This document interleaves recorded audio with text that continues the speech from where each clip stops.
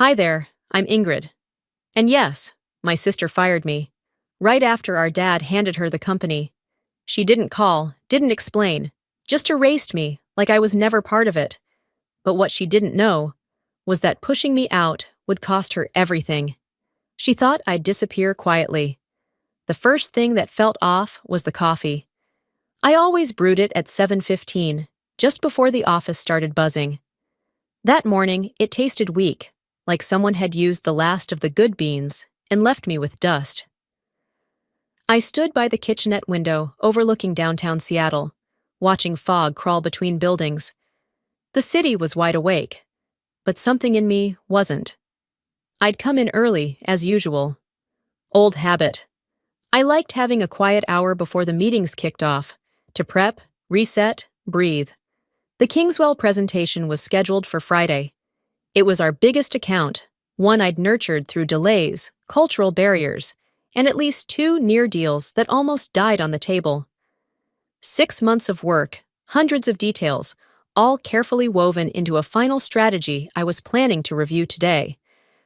But when I logged into the system, my access was gone. At first, I stared at the screen like it had misread my name. Then I tried again. Same result. I checked my permissions, clicked through what I could, and then there it was. An email from IT, auto-generated, no greeting. Per CEO directive, your administrative access to client records has been temporarily reassigned. No explanation, no signature, no context. Temporarily reassigned? I sat back in my chair, blinking. My fingertips hovered over the keyboard, unsure what to do next. Something twisted in my stomach. I reminded myself to breathe. This had to be a mistake.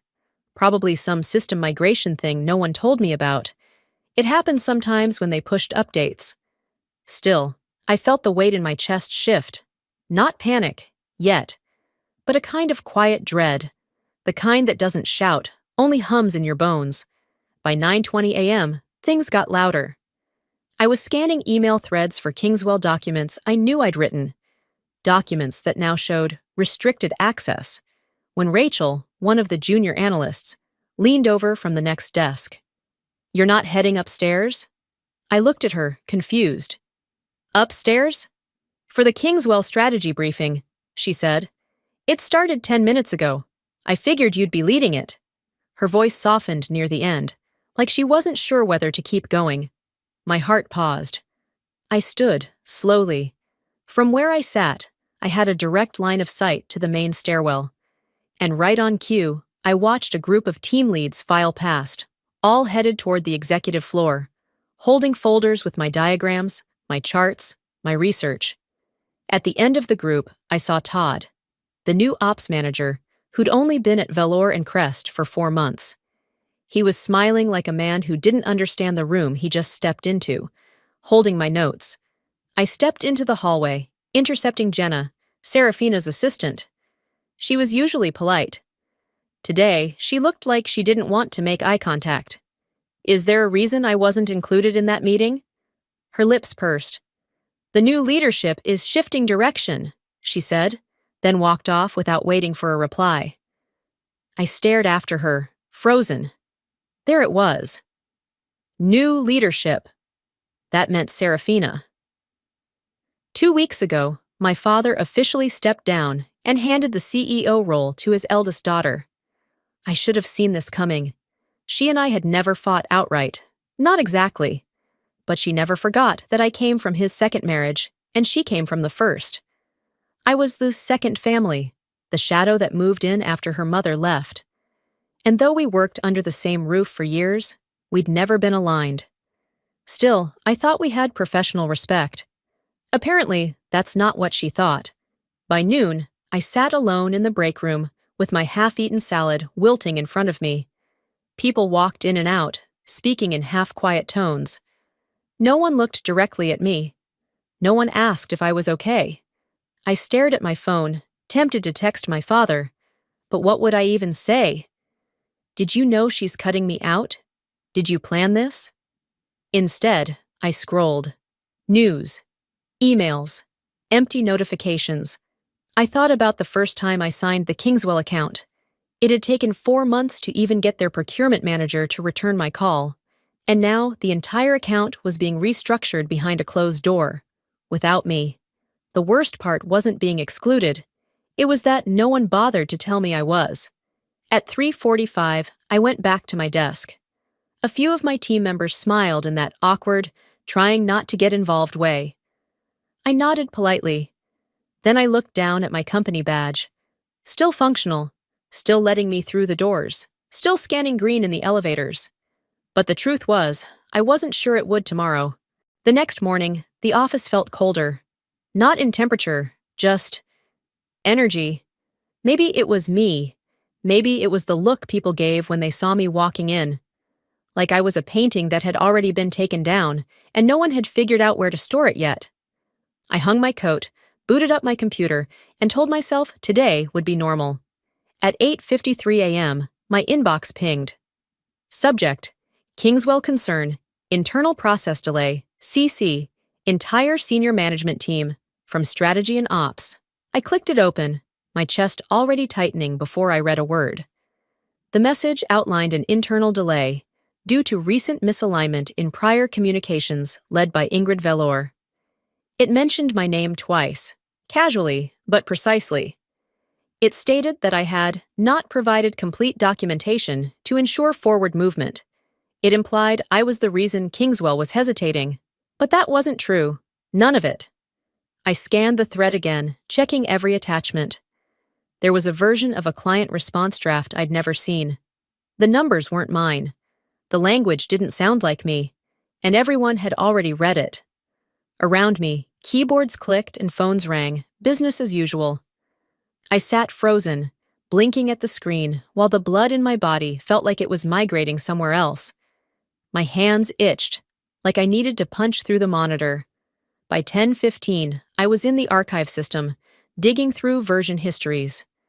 That document, the fake response, had been saved at 1:12 a.m. under Todd's credentials. Todd, who had joined 4 months ago. Todd, who had walked into the Kingswell meeting with a smile like it was just another Tuesday. I sat back, jaw tight. It wasn't just carelessness. It was planted, and someone made sure it went to everyone before I ever had a chance to speak for myself. I needed answers. So I left my desk quietly and made my way to the marketing floor. Tamsin looked up from her screen when I entered. We'd started at the company around the same time. She used to be on my team before she transferred. We hadn't spoken much lately, but there was still a sliver of something unspoken between us. Something people like Serafina hated. Memory. I didn't even need to ask. Tamsin nodded before I opened my mouth. "They've been splitting up your accounts all week," she said in a low voice. "Serafina signed off on it. It's not just Kingswell. You've basically been carved out." I closed my eyes for a second. "And no one told me." "That was the point," she said. "They wanted it quiet." I left her office feeling like I was carrying someone else's bones inside me. Each step back to my floor felt heavier than the last. By early afternoon, my desk felt like a spotlight in a dark theater, too exposed and yet somehow invisible. I stayed until 6:30, even though I wasn't doing much beyond rereading emails and quietly erasing the draft of a resignation letter I'd typed in my notes app. Later that evening, I found myself parked outside the corner gas station on Rainier Avenue, staring blankly at a green light that had long since turned red again. I wasn't crying, not really. It was just that my eyes burned and my hands wouldn't stop gripping the steering wheel. I thought about last Thanksgiving, eating microwaved stuffing in the office lounge while finalizing the Kingswell proposal. I remembered being on a Zoom call during my cousin's wedding. I remembered the weekend my mother was hospitalized, and I rescheduled the ER visit so I could take a client call. And now a single email with a reply all had rewritten the story. My name was no longer attached to my own work. My face was now the scapegoat for someone else's mess. The shame wasn't from the lie. It was that so many people believed it without hesitation. I turned the key and drove home. Quiet. Mechanical. Tomorrow, I'd find out what else they planned to take away. I didn't sleep much. I remember checking the clock around 2:11 a.m., lying flat in bed, staring at the ceiling fan as if it could spin some kind of answer out of the stale air. The only sound in my apartment was the occasional creak of the building settling into itself, just like I was trying to do. Settle. Breathe. Think. By the time sunlight crept through the blinds, I was already dressed. No makeup, just tinted moisturizer and a braid that felt more like armor than a hairstyle. I walked into the office right before 8 a.m., head high, heart uncertain. I passed through security like a ghost. Badge still worked, but barely anyone looked at me. When I reached my desk, there was already a calendar alert waiting. Subject: Performance Concerns Review. Urgent time: 9 a.m. Location: HR, lower level, conference room 2. I stared at the screen long enough that my monitor went into sleep mode. I showed up to the meeting at 8:59, knocking twice before walking in. 2 people sat at the long rectangular table, Sandra from HR and Brent, our legal liaison. No smiles, no welcome, just quiet protocol. Sandra began reading from a printed form before I even sat down. There have been multiple concerns raised about your recent conduct, Ingrid. Terms like uncooperative, volatile, and resistant to feedback came up repeatedly. I blinked. From who? Brent replied, without looking up from his laptop. Anonymous submissions. We're protecting their identities. Anonymous? My voice cracked slightly, just enough to make me mad at myself. So we're holding a review based on whispers, on unverified input? Sandra kept her tone even. We're not making a final decision.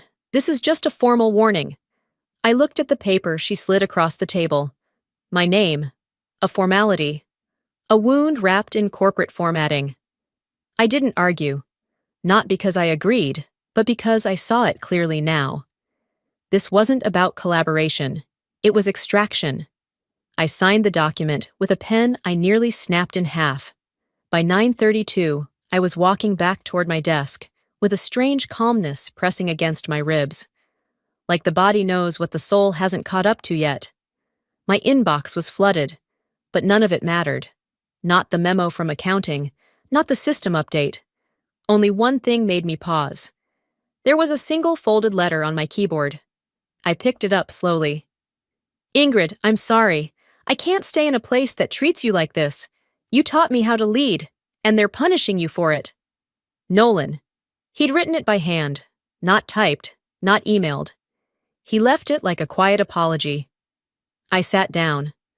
Nolan had been with me since his internship. I'd pushed to get him hired full-time.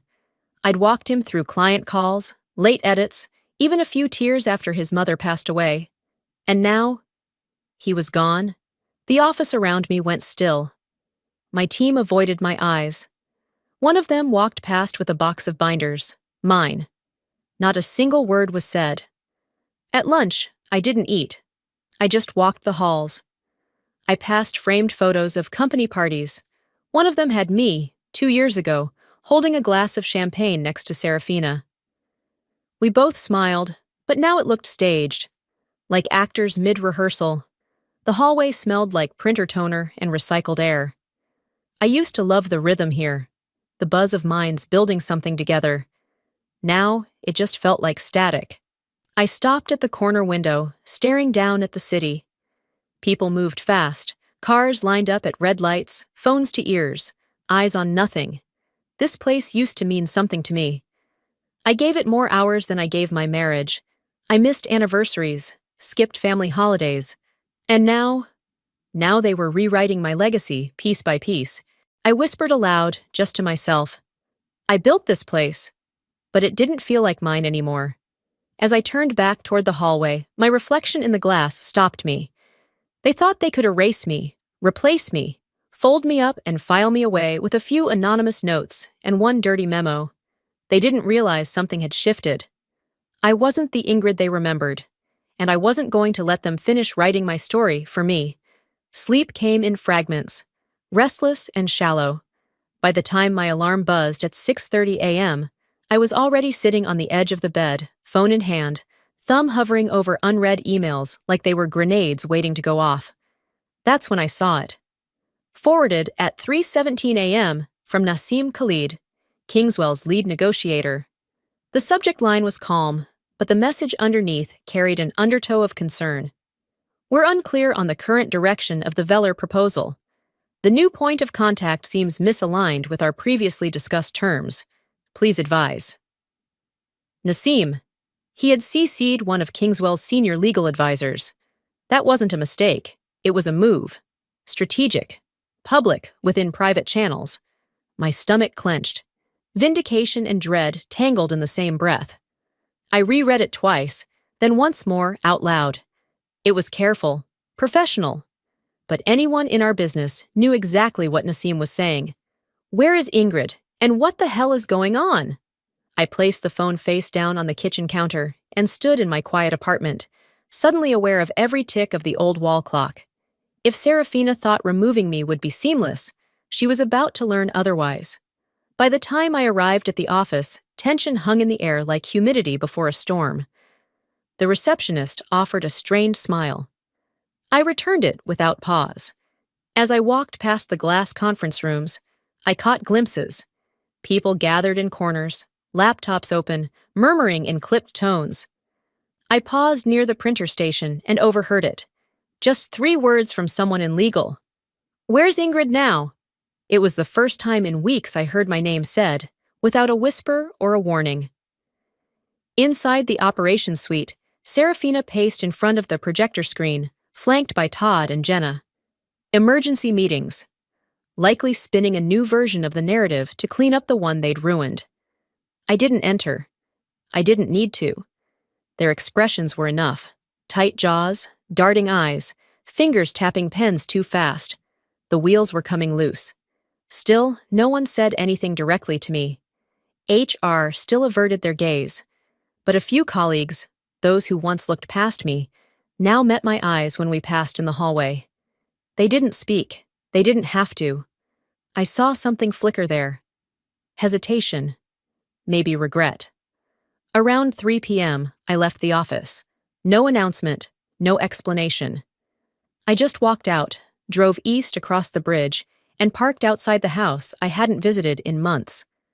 My father opened the front door before I could knock, as if he'd been standing behind it all along.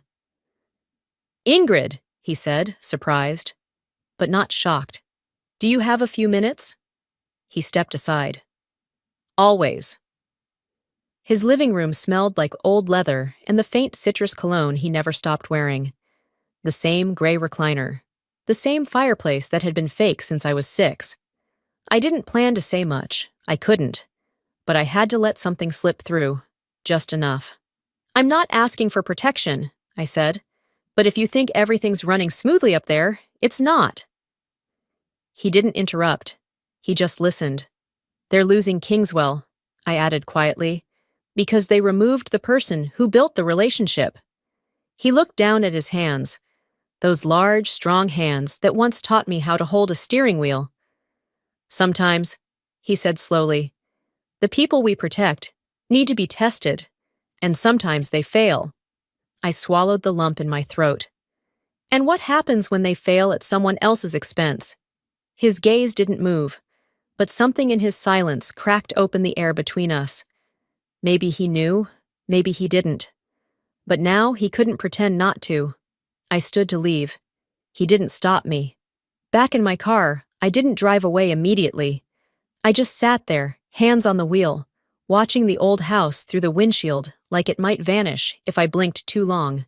The war had started. Not with an explosion, but with a question left unanswered. His silence said more than any answer he could have given. By the time I got home that night, the silence in my apartment didn't feel peaceful. It felt loaded. I dropped my bag by the door, pulled off my blazer, and stood in the dark kitchen for a moment, letting my eyes adjust. I didn't bother with dinner. I just poured a glass of water and scrolled through my notifications, half dreading what might be waiting. And there it was. A message from Tamsin, time-stamped just 20 minutes earlier. No subject, just a file. Thought you should hear this.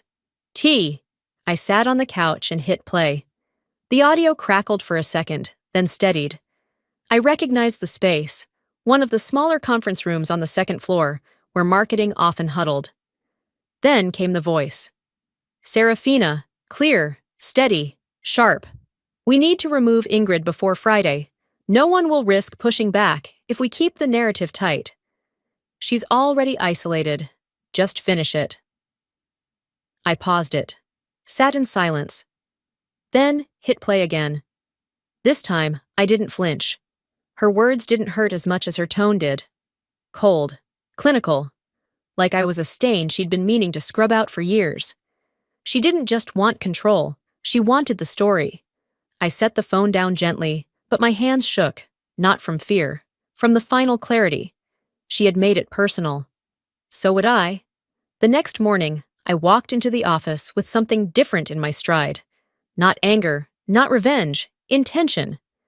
I kept to my routine, brewed my coffee, replied to emails, said nothing. At 2 p.m., Margot Dell, one of the senior board members, appeared outside my office door. She didn't knock. She just raised an eyebrow like she was deciding whether or not to walk in. I nodded once. That was all she needed. She closed the door behind her. I'm not here on anyone's behalf, she said first. Let's just get that straight. I leaned back slightly, unsure where this was going. I've watched this place bend for Serafina, she continued, but not break. Yet. I didn't interrupt. I didn't trust myself to speak. Margot crossed her arms. If you choose to fight, I won't stop you. The board is paying closer attention than you think. But attention doesn't mean support, not without something concrete. I exhaled, steady. I don't need everyone to back me. Just enough people not to look away. Margot gave the faintest hint of a smile. That's the first smart thing I've heard in weeks. She didn't say she was on my side. She didn't need to. After she left, I sat alone at my desk. The clock read 4:12. Outside the window, Seattle's sky was beginning to bruise with early winter dusk. I opened my email, typed my father's name into the to field, then stared at the blinking cursor. I started writing. You gave her the company, but you gave me something else. You taught me to never walk away from truth. Then I deleted it, rewrote it, deleted it again. Eventually, I left it saved in drafts. No subject line, no signature. Just a truth I wasn't quite ready to release.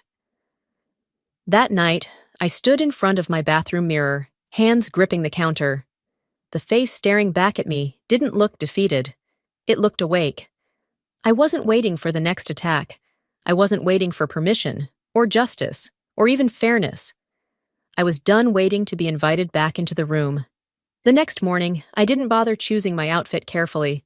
I wore black. Not as a symbol, just practicality. It hid fury better than beige ever could. I walked into the building at 8:52 a.m., coffee in hand, and headed straight to my desk. But before I could sit, my phone buzzed. Come to Serafina's office, now. Jenna. No subject line, no punctuation beyond the period. No need to guess. I tossed my bag under my chair and made my way upstairs. The glass doors to the executive floor stood open, framing Serafina like she was posing for a magazine cover. She was sitting with one leg crossed over the other, posture perfect, a folder neatly closed in front of her. Ingrid, she said without looking up, have a seat. I didn't. This isn't personal, she started, in that soft, detached way people use when they're about to gut you with a smile.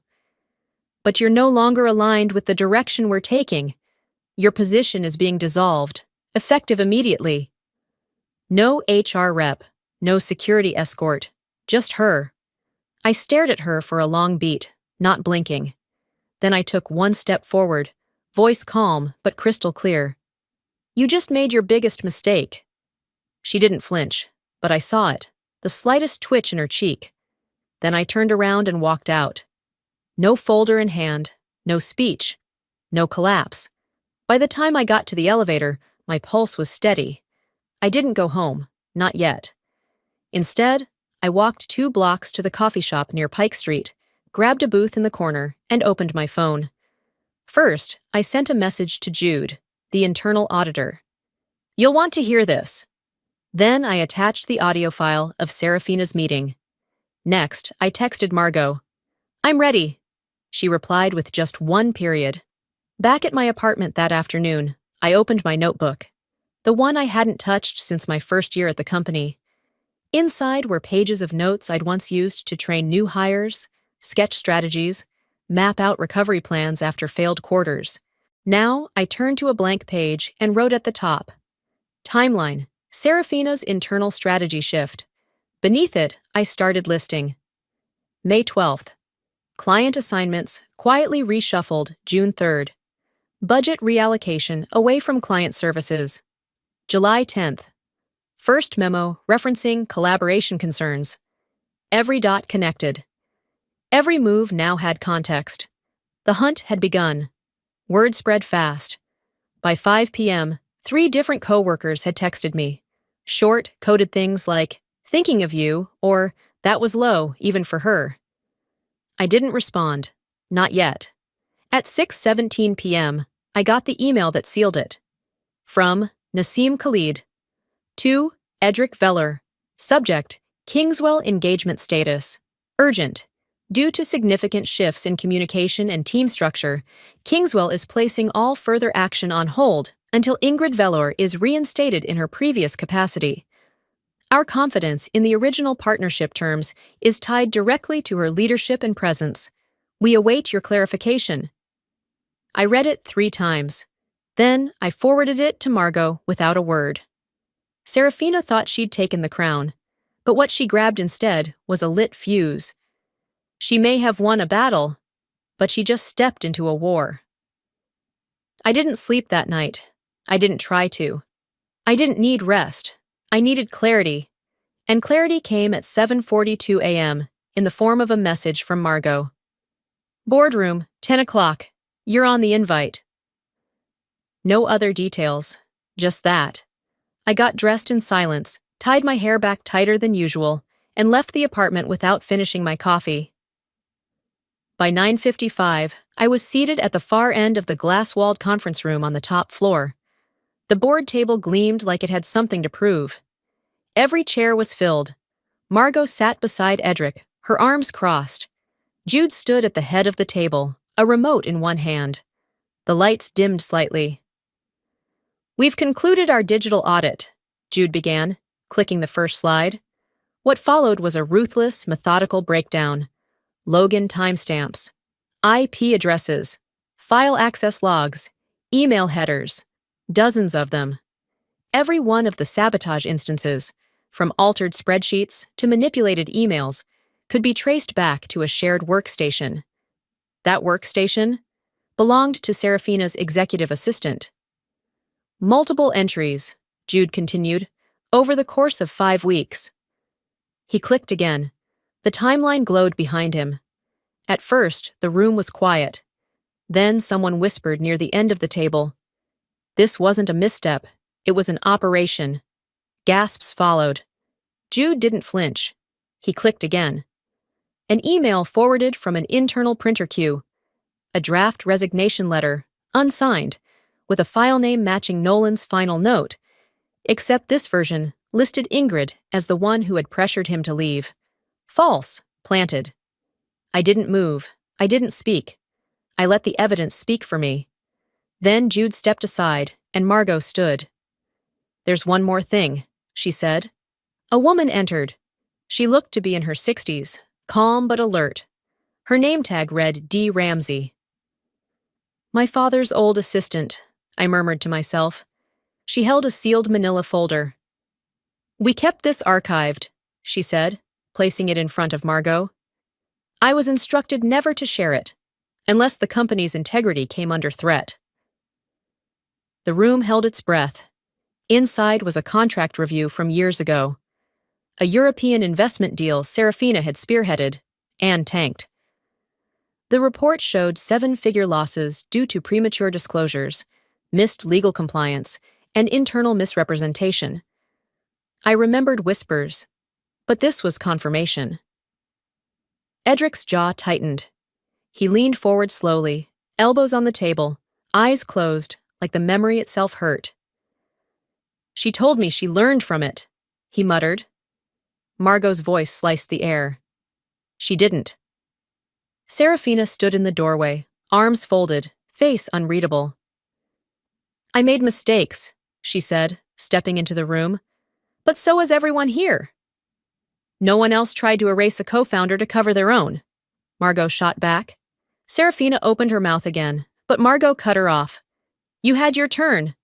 A beat of silence. Then another board member said what everyone was thinking. "She can't stay." Every eye turned to Edric. He stood up. Slowly, like every step cost him. He looked at me. "I gave her the company," he said. "But I gave you the truth. You knew how to carry it?" A few seats shifted. Someone cleared their throat, uncomfortable. Serafina didn't blink. She looked at me, not like a sister, not like a rival, like a stranger trying to decode the aftermath of her own storm. As Margot nodded toward security, Serafina's lips curled into something between a smirk and a threat. She passed behind my chair, pausing just long enough to say, "This isn't over." And then she was gone. I watched the elevator doors close behind her, her reflection shrinking to nothing in the polished steel. Nobody spoke for a long while. The boardroom cleared slowly. Chairs scraped back. Papers were gathered in silence. Margot gave me a single nod and slipped out. Edric didn't move. He stayed at the end of the table, hands flat on the surface, eyes staring into the wood grain as if it held answers. After the last person left, he finally looked at me. "Office," he said quietly. "Please." The walk down the hallway was quieter than it had ever been. In his office, he didn't sit right away. He stood by the window, his back to me, shoulders stiff. "I thought time would fix her," he said finally. "I thought I was buying her time to grow into it." I leaned against the edge of his desk. "You gave her the keys, but she crashed the car. That's not on you, that's on her." He turned slowly. His eyes looked older than they had the day before. "I thought you were the one who didn't want the weight." "I never wanted the crown," I said, "but I was willing to carry the cost." He didn't say anything for a moment. Then, quietly, he reached into the top drawer and pulled out a folder. "I should have done this weeks ago." He slid it across the desk. Inside, a new contract. Clear. Director, permanent. Executive Director, Client Strategy and Culture, a role above Serafina's. Reporting to the board. I signed it without looking up. By early afternoon, an all-hands emergency meeting was called. No one knew what to expect. The auditorium buzzed with confusion and speculation. The last time a meeting like this had been held was during a company-wide layoff years ago. Edric stood at the podium. "I want to address what's happened, and what will not happen again," he began. His voice was steady, though heavy. "Effective immediately, Serafina Velor is suspended pending final review. Ingrid Velor will oversee the Kingswell transition and lead cultural restructuring." A rustle of whispers swept the room. Some faces stiffened. Others softened. I stepped up beside him. "I didn't come back to reclaim a title," I said. "I came back because this company deserves better than silence and sabotage." The words weren't rehearsed. They didn't need to be. The applause started slowly, uncertain, cautious. Then it built, solid, earnest. I nodded, once, then stepped back. We didn't take questions. We didn't need to. Later that evening, I returned to my office.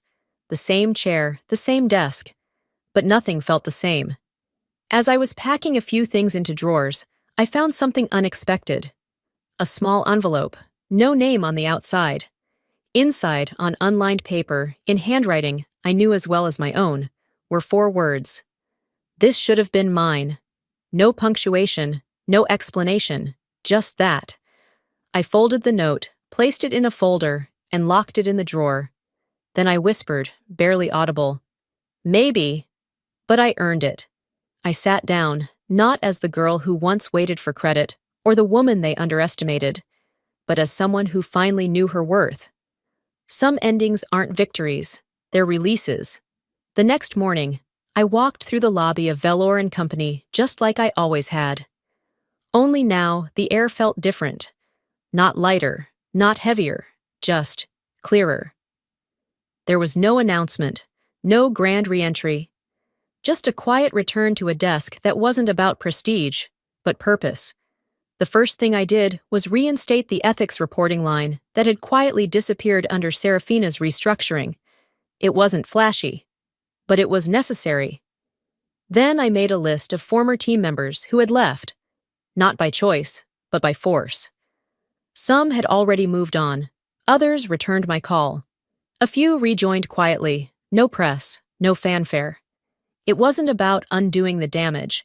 It was about starting again, one brick at a time. Margot and I reworked the leadership flowchart. Edric handed off more than I expected, maybe more than he wanted. But he didn't push back. Trust was something we were both learning to earn again. I didn't try to be approachable. I didn't try to be liked. But the whispers in the halls faded. Eyes met mine again, not out of fear, but out of respect. Some days, I stayed late just to walk the floors alone, to hear the hum of the place as it started to breathe again. That weekend, I sat in my apartment, feet tucked under me on the couch, reading over notes for the Kingswell renewal. It had been a full week since Serafina walked out. No press release, no public fallout, just silence. Rumors buzzed, of course. She moved to Florida. No, I heard she's in Michigan, starting over, somewhere quiet. Edric never brought her up again. Not at work, not at home. That Sunday afternoon, I pulled out my phone and scrolled through my contacts. Her number was still there, buried under an old nickname I hadn't used in years. I stared at it. I didn't know what I expected. I let it ring 4 times. Then I hung up. I didn't leave a message. Because some wounds don't need closure. They need distance. A few days later, I caught my reflection in the mirror of the 3rd-floor restroom, the same one I used to hide in when the politics of the office felt too heavy. I looked at myself. I didn't see the woman who'd cried in that stall 2 years ago after Serafina had shut down her proposal in front of a full boardroom. I didn't see the sister who had once begged for inclusion. I saw someone else now. Someone who no longer needed to be explained or defended. Someone who knew she didn't rise because someone gave her permission. I reached into my blazer pocket and found a folded index card, a line I'd scribbled months ago during one of those long, uncertain nights. I'd written it without knowing why. Now I did. Forgiveness is not forgetting. It's choosing to stop bleeding. I whispered it once, let it land. Then I walked out of the restroom and back into the office, not with a vengeance, not with regret, but with the full weight of who I'd become. There were no apologies, no redo. Just a choice to stop bleeding and start living. And if you've stayed with me this far, thank you. Maybe you've been in my shoes. Maybe not. But if you've ever been dismissed, underestimated, or made to feel small in a space you helped build, then you already understand the quiet strength it takes not to shatter. Here's what I learned. Silence doesn't protect you. Loyalty should never come at the cost of your dignity. And sometimes, walking back into the room is not about reclaiming power. It's about redefining it. I used to believe that keeping the peace meant staying quiet. Now I know. Peace built on silence is just fear with a smile. So, if you're standing at your own crossroads right now, maybe in your job, your family, or your own sense of worth, ask yourself, what story are you letting someone else write for you? And are you ready to pick up the pen? I'd love to know, has there been a moment in your life when you finally said, enough, I deserve better? Drop a comment below with A or just type 1 if this story hit home for you. Or tell me where you're watching from. I read every single one. And if you didn't connect with this video, I still want to hear from you. Tell me why. What did or didn't sit right? What's your story? Let's turn this comment section into a space of shared truth, not just opinions. And hey, If stories like this remind you of your own strength, your voice, your second chances, then hit that subscribe button, because I have more to share. This is Ingrid, and I may not be who I was when this began, but maybe, just maybe, neither are you. Hello, my name's Evora. I came home without warning and found my sister-in-law standing over my blind father, steam rising from the pot she had just poured down his back. She said it was an accident, but I knew better. What do you do when the people who claim to love your father treat him like a burden? When your brother won't look you in the eye, and your name disappears from every family photo, gift, and story? They told me I was too emotional, that I always made things worse. But what if silence was the real crime all along? Would you stay quiet too, if it meant peace? Or would you burn the house down to save the truth? They say there's always one child who vanishes in every family, not because they ran away, but because the rest of the family slowly learns to live without listening to them. That child was me. I pulled up to my brother's house in Cherry Hill a little after 10 a.m., a calm Sunday morning that carried the weight of anything but calmness. The street was quiet, save for the hum of lawnmowers in the distance and the chirping of suburban robins. I had made the trip here dozens of times, but somehow this morning felt different, heavier. The house looked just as I remembered, a two-story colonial with beige siding, pristine windows, and the illusion of peace. Inside, however, things were rarely as they appeared. My father, Alton, had lived with Dariel and his wife Seraphine for the last 5 years, ever since he lost his sight. I'd offered to bring him to live with me back then, but I was told, in no uncertain terms, "That's not practical, Evora. You work long shifts. He needs stability." They were right, sort of. My shifts as a home care nurse weren't exactly flexible, but I also knew that stability in their language often translated to control, and they had plenty of that. The door was unlocked, which struck me as unusual. Normally, Seraphine kept it bolted, for safety, she said. I stepped inside and called out, "Dad? Dariel?" No answer, just the low buzz of the refrigerator and the faint ticking of the wall clock. I walked down the hall toward my father's room. That's when I noticed the door. It was locked, from the outside. My chest tightened. I paused, tested the knob again. Still locked. The door wasn't heavy, and the lock wasn't complicated. I pulled a hairpin from my purse, old habit from college, and popped it open in seconds. What I saw turned my stomach. Dad sat in the corner of the room, his hands folded in his lap, head slightly bowed. The curtains were drawn, no radio, no television. The air was stale, tinged with bleach and something else, loneliness. He didn't react at first. It wasn't until I whispered, "Daddy," that he turned slightly toward the sound. "Oh, Evora, you came." His voice cracked at the end, like it hadn't been used all day. Probably hadn't. I knelt in front of him. "When's the last time you had water?" "I think this morning? Or yesterday. I can't tell anymore." I walked to the attached bathroom, bone dry, no glass, no jug. I brought him water from the kitchen, and as I returned, I heard the front door open.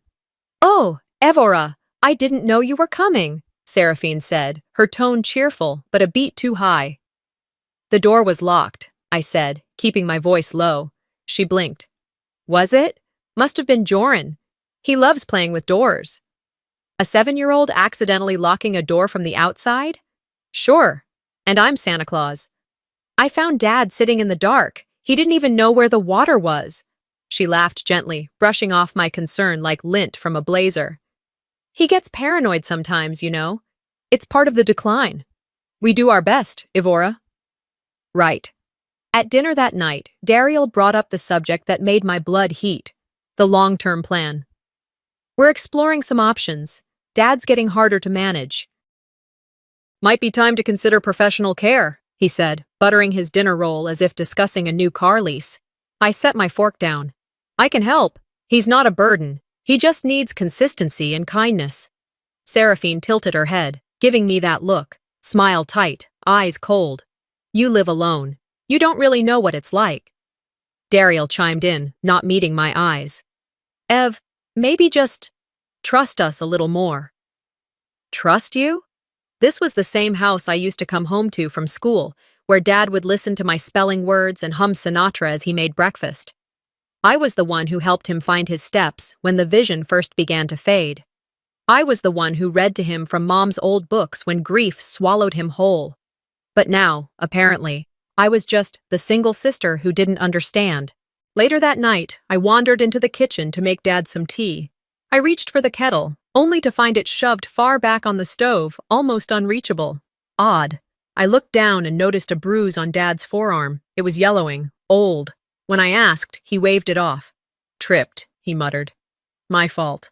I wanted to believe him, but something inside me wouldn't let it go. The next morning, Seraphine floated the idea like she was proposing brunch. "So, I was thinking we could do a family dinner for your father's birthday, just a little gathering. I'll take care of the menu and decorations, of course. Evora, maybe you could help set the table?" Set the table. It was subtle. Too subtle, maybe, for someone who hadn't grown up being overlooked. But for me, it rang loud and clear. I nodded slowly. "Sure," she beamed. "Oh, and I've drafted a short toast. Nothing dramatic, just something nice." She walked away before I could ask, "Did you mention me in that toast?" But I already knew the answer. Later that night, I sat on the edge of the guest bed, holding my dad's hand while he slept. The family dinner was supposed to be a celebration, a way to honor him. But somewhere deep in my gut, I knew the truth. It was also a way to erase me. I stood there long after the toast ended, still holding the glass of sparkling cider no one cared to clink with mine. My father smiled as Seraphine kissed his cheek, the room echoing with polite laughter. I kept my eyes fixed on the tablecloth, willing myself not to react. That was her way, taking up all the space, then making you feel rude for noticing. The following morning, the house was unusually busy. I'd gotten up early to bake Dad's favorite muffins, banana with pecans, the kind Mom used to make, and noticed the smell of expensive perfume lingering in the air long before I heard Seraphine humming. She was already dressed, hair curled, and standing by the dining table arranging name cards like we were hosting a corporate brunch. "Morning," I said flatly, pulling the tray from the oven. She turned, flashing that glossy magazine smile. "Oh, you didn't have to. We have catering for tonight." I nodded, pretending not to care. "But I'm sure Dad will love those," she added, a beat too late. I waited until she left the kitchen, then reached into my tote bag, gently pulling out the talking photo album I had spent the weekend compiling. Each page held a moment. Our backyard campouts, his hand on my shoulder after Mom's funeral, the old recliner where he read every night until his vision faded. I'd recorded audio messages for every photo, my voice describing the memory, the smells, the jokes, the tears. It was meant to be a surprise, a gift only he would truly understand. By the time guests arrived, the house had been transformed. Candles flickered. Jazz played low in the background. Seraphine had done her usual, themed centerpieces, coordinated napkins, a slideshow of Dad's life cycling on the television in the background. Her name was on everything. Even the welcome board read, "Hosted with Love by Seraphine Dariel." I swallowed the discomfort and told myself, it's for Dad. When the gifts were finally presented, she stood in front of the crowd, holding the talking photo album, my photo album. "I wanted to make something special for Dad," she began, her voice perfectly tuned for a crowd. "So I created this, something he can hear and feel." As she opened the album and hit play, my own voice filled the room. Only, it wasn't attributed to me. And the final message, where I'd said, "I'll always be your eyes, Daddy," was missing. I couldn't move, couldn't speak. The room clapped. Dad smiled and said, "You always knew what I loved, Seraphine." And I felt like a footnote in my own family. Later that evening, I walked down the hallway toward the restroom. That's when I saw the new family portrait hung proudly on the wall. Dariel, Seraphine, and Joran, smiling in the golden hour light of their last beach trip. No Alton, no me. I stared at it for a few seconds, heart thudding, then pulled out my phone and snapped a picture. Seraphine appeared behind me, holding a glass of wine. "Oh, that?" she said casually.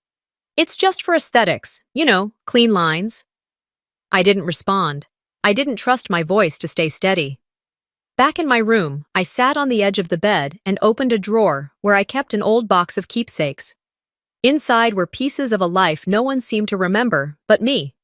A hospital wristband from the day Dad had surgery, and I waited all night in the lobby, a napkin with his handwriting from when he still could see, saying, "Proud of you, kid." I thought about Mom's funeral, how Seraphine had created a slideshow then, too. She picked all the pictures. Dad was barely in them. I had just assumed she forgot. Now I knew better. It wasn't forgetfulness, it was strategy. Around 10 p.m., I went to the kitchen for tea. Seraphine stood at the sink, pouring wine. I hesitated but decided I was done avoiding. "I saw the photo," I said. She didn't turn around. And I know what you did with the album." She finally faced me, a small smirk tugging at the corner of her lips. "You've always been dramatic, Evora. The family works better when you don't interfere." Her voice was sweet, but the words landed like knives. "Just admit it," I said, my tone level. "You erased me." She chuckled, sipping her wine. "It's not about you. It's about what looks good. And let's be honest, you don't photograph well in family dynamics." I walked away before I said something I'd regret. That night, I couldn't sleep. I sat beside Dad's bed and saw it, just barely, in the soft light of his lamp. A faint bruise near his left eye.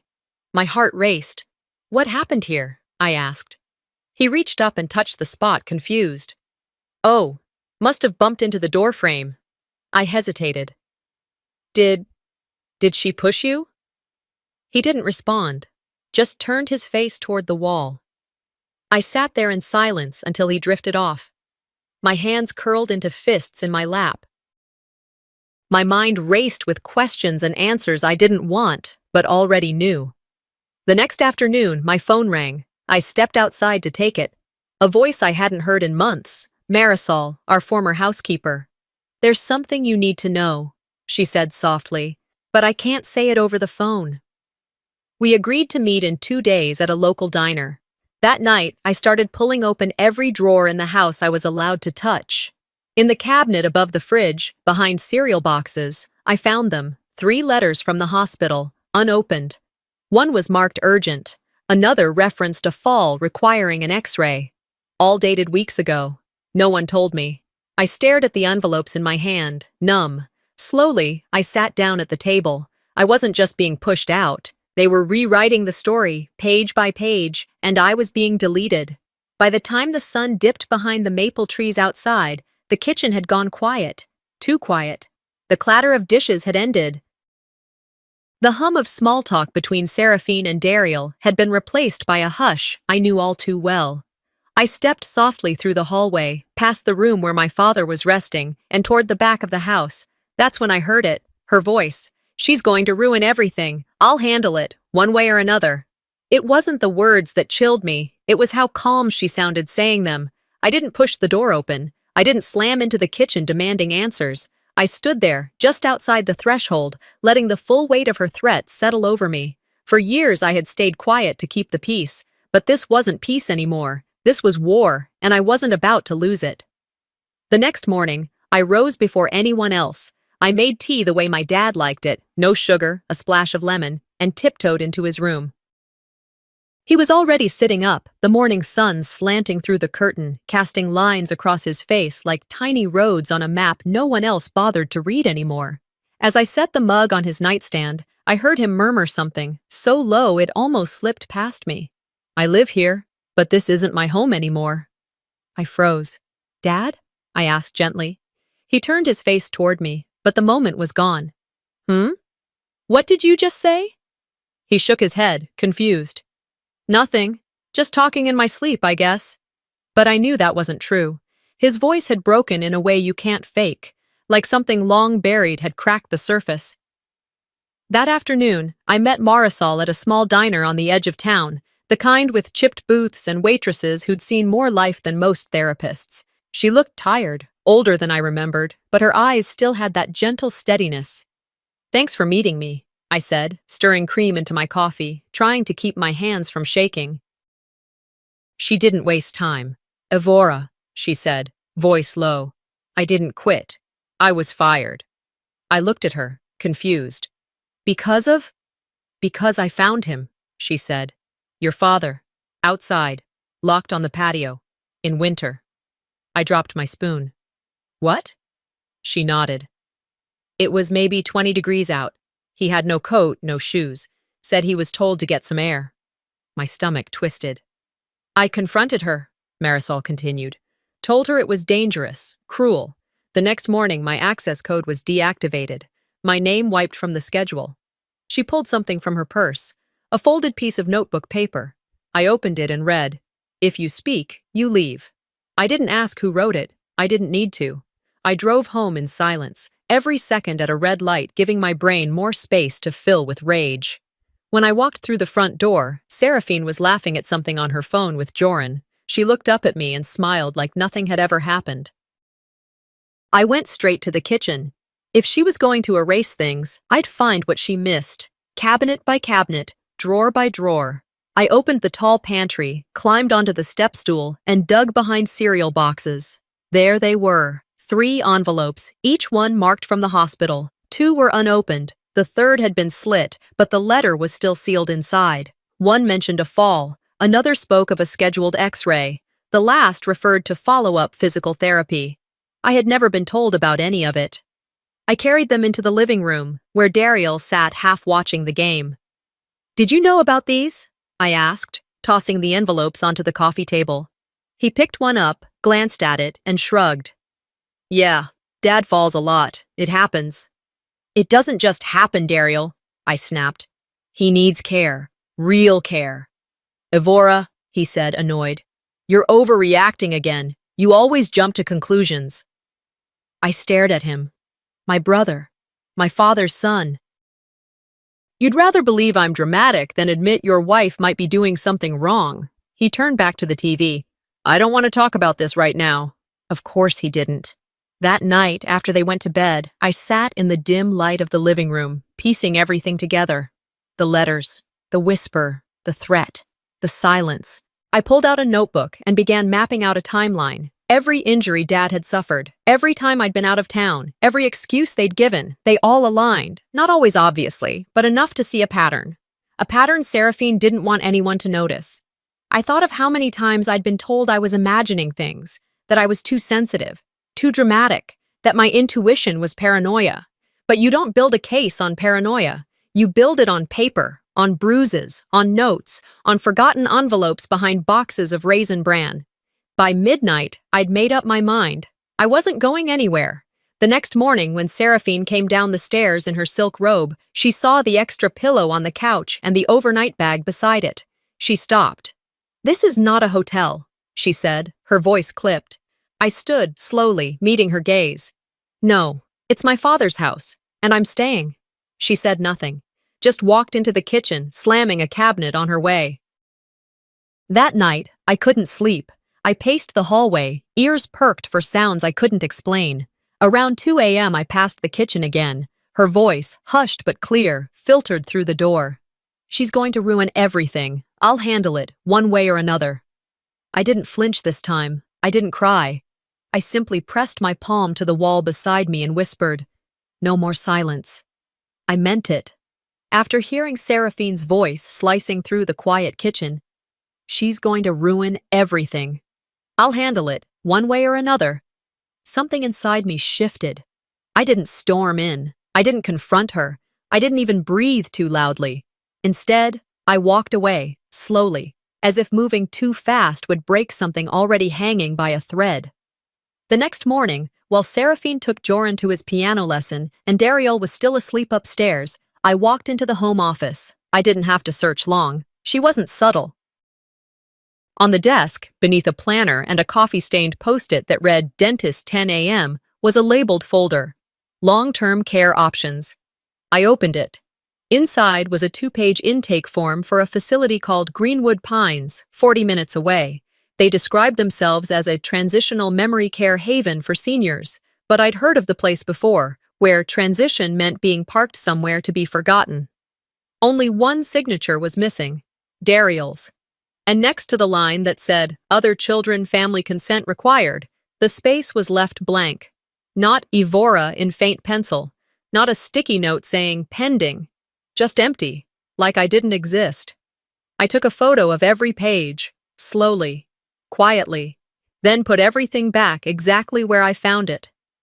That afternoon, while Daryl watched football, I called Dad's old clinic. I didn't expect much, but the nurse at the front desk remembered me. "Hi, this is Evora, Alton's daughter. I'm calling to confirm his insurance coverage." There was a pause, a few clicks of a keyboard. "Looks like he's no longer with us," she finally said. My heart dropped. "What do you mean?" "He was transferred to a different provider about 6 months ago. We sent the files over. You didn't authorize that?" "No," I said flatly. "The new plan doesn't cover vision or outpatient elder therapy," she added. "It's bare bones, honestly." "Who made the switch?" A pause again. "It says household caregiver. No specific name." I thanked her and hung up, fists clenched tight around the phone. 6 months ago. Right around the time Dad fell and couldn't walk without help for 3 weeks. Seraphine had quietly rewritten his healthcare, just like she was rewriting his life. Later that evening, Joran found me on the back patio, sketching out a rough calendar of Dad's injuries, missed appointments, and strange behavioral shifts. He walked over, holding a Capri Sun and a chocolate chip granola bar. "Want to see the drawing I made for Grandpa?" he asked, holding out a crumpled sheet of paper. It was sweet, stick figures and hearts. I thanked him. Then he sat down next to me and said, "Mommy says Grandpa is always in the way." I turned to him. "She said that?" He nodded. "She said he's like a broken chair. And she said you're too emotional. That you make messes when things are just fine." My throat tightened. "And what do you think?" I asked. He shrugged. "I think Grandpa gives the best hugs." I smiled faintly and ruffled his hair. "Yeah, he does." The moment he left, I stood up and went straight into the kitchen, where Seraphine was preparing one of her carefully curated charcuterie boards, perfect as usual. Strawberries fanned out like magazine covers, crackers lined up like soldiers. "You've made this house quiet," I said from the doorway, "but not peaceful." She didn't look up. "Still with the drama, huh?" I stepped forward. "You erased my name from his gift. You put up a family photo without him in it. You hid his medical records, changed his insurance. You're planning to dump him in a facility like he's expired milk." She turned slowly, setting down a cheese knife. "You always did cry too easily, Evora." "Touch him again," I said, voice even, "and you'll see how quiet I can get, with a courtroom." She blinked, just once, then turned back to her almonds and Gouda like I hadn't spoken. I walked out, but I didn't feel victorious. I felt tired, like the war had started years ago, and I'd just finally realized I was already bleeding. That night I sat across from Daryl in the living room. The TV glowed blue, muted. I placed the printed intake form on the table between us. "What's this?" he asked, reaching for it. "You tell me," I replied. He read, blinked, shifted. "It's just a contingency, just in case." "Contingency?" I repeated, incredulous. "That's our father. He needs professional care. We're stretched. You work full-time." "I've offered to help. You shut me out." He exhaled. "Seraphine just wants what's best for all of us. She wants what's easy." He didn't argue that. "Do you even see what's happening?" I pressed. He shook his head. "Evora, you're turning this into something it's not." "No," I said. "I'm finally seeing it for what it is." Later that night, I went to get Dad's meds from the bathroom and saw it.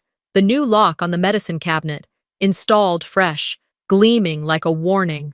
As I walked back to my room, I heard Seraphine whispering to Joran through the hallway wall. "Soon," she said. "It'll be just us." I paused in the dark, my father's pills still in my hand. If I couldn't speak to him, if they wouldn't let me, I would speak for him. I wasn't leaving, not this time. I didn't sleep that night. I sat upright on the living room couch, barely blinking, while the soft hum of the refrigerator echoed from the kitchen. Every once in a while, I could hear the creak of floorboards upstairs, the sound of someone shifting in bed, or pacing. Seraphine's heels had a distinctive rhythm, even in slippers. Morning came slowly. Gray light filtered in through the blinds, casting long lines across the carpet like prison bars. I stood up stiffly, stretched my back, and walked to the front window. The neighborhood looked peaceful, untouched. You'd never guess a war was quietly unfolding inside this house. Around 9, Seraphine bustled in, fully dressed in a white blouse and tan slacks, her hair curled perfectly like always. She was holding a stack of papers, talking into her Bluetooth earpiece about vendor deliveries and floral preferences. A few minutes later, she turned to me, smiling like the queen of suburbia. "We're hosting a small dinner tonight, just a few neighbors and friends, for Alton's birthday, of course. I know how much he loves being surrounded by people who care." I raised an eyebrow. People who care, or people who clap? She didn't answer, just walked away, humming. That evening, the house was lit up like a pageant. Candles on every surface, soft jazz playing through the Bluetooth speakers, and an arrangement of cheese boards and hors d'oeuvres that looked straight out of a lifestyle blog. Seraphine greeted every guest with warmth, introducing them as extended family, while Dariel nodded like a background actor. Halfway through dinner, the lights dimmed and Seraphine tapped her fork against a wine glass. "Everyone," she said sweetly, "thank you so much for being here. Alton may not see you, but he can feel your love. We wanted to share something special." She clicked a button, and a tribute video began to play on the big screen TV. Montage after montage of neighbors speaking about how kind and strong Alton was. One even said, "You're lucky to have such wonderful children like Dariel and Seraphine." Then came a voice, familiar, mine. But only for a second. It had been chopped, edited. My full message, the one I had recorded with care, was whittled down to a few seconds, and even that sounded distant. Then came the twist, an audio clip of Alton thanking Seraphine directly. It was from an old recording, I realized, from over a year ago, but the guests didn't know that. They clapped. She beamed. My father smiled faintly, mouthing, "Thank you," not knowing any of this was a lie. I didn't say a word, not then. I smiled like everyone else. But inside, something cracked. After the guests left and the last dish was washed, I started to head upstairs. That's when I felt Seraphine's presence behind me. "You know," she said, low and calm. "This is our home. No one needs you here anymore." I turned slowly. "You're just a guest, Evora."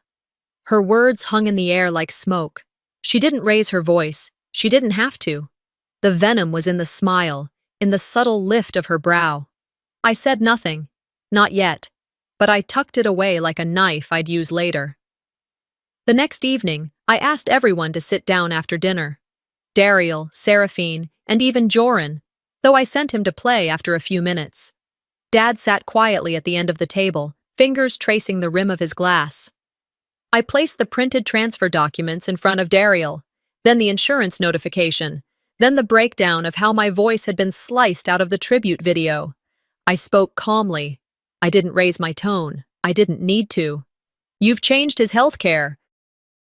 You tried to move him into a facility. You edited a video to make it look like he only thanks you, and you erased me in the process." Dariel shifted in his seat, avoiding eye contact. Seraphine crossed her legs, unbothered. "If anything else happens to Dad," I said, "and I mean anything, I won't be kind next time." Seraphine scoffed. "Is that supposed to scare us?" "No," I said. "It's supposed to warn you." Dariel finally spoke. "Evora, you're taking this too far." I turned to him.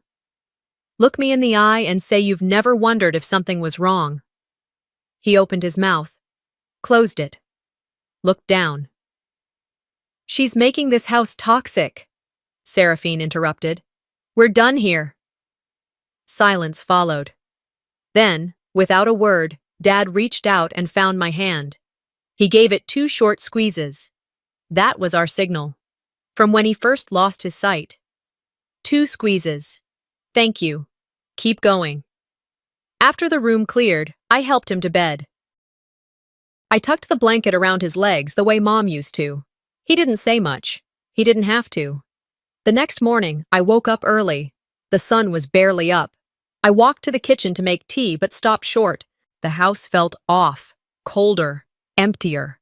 I checked the couch, no sign of Dad. Panic set in. I ran upstairs calling his name. I heard water running. Then my phone buzzed, a message from Mrs. Gallagher, the neighbor 2 houses down. "You need to come home. Something's wrong." Rain had just started when I pulled out of the clinic parking lot. Fat drops hit the windshield, blurring everything outside like someone had smudged the world with their thumb. I had planned to stop for groceries, maybe some soup for Dad and a fresh notepad for my timeline journal, but then the text came through. "You need to come home. Something's wrong."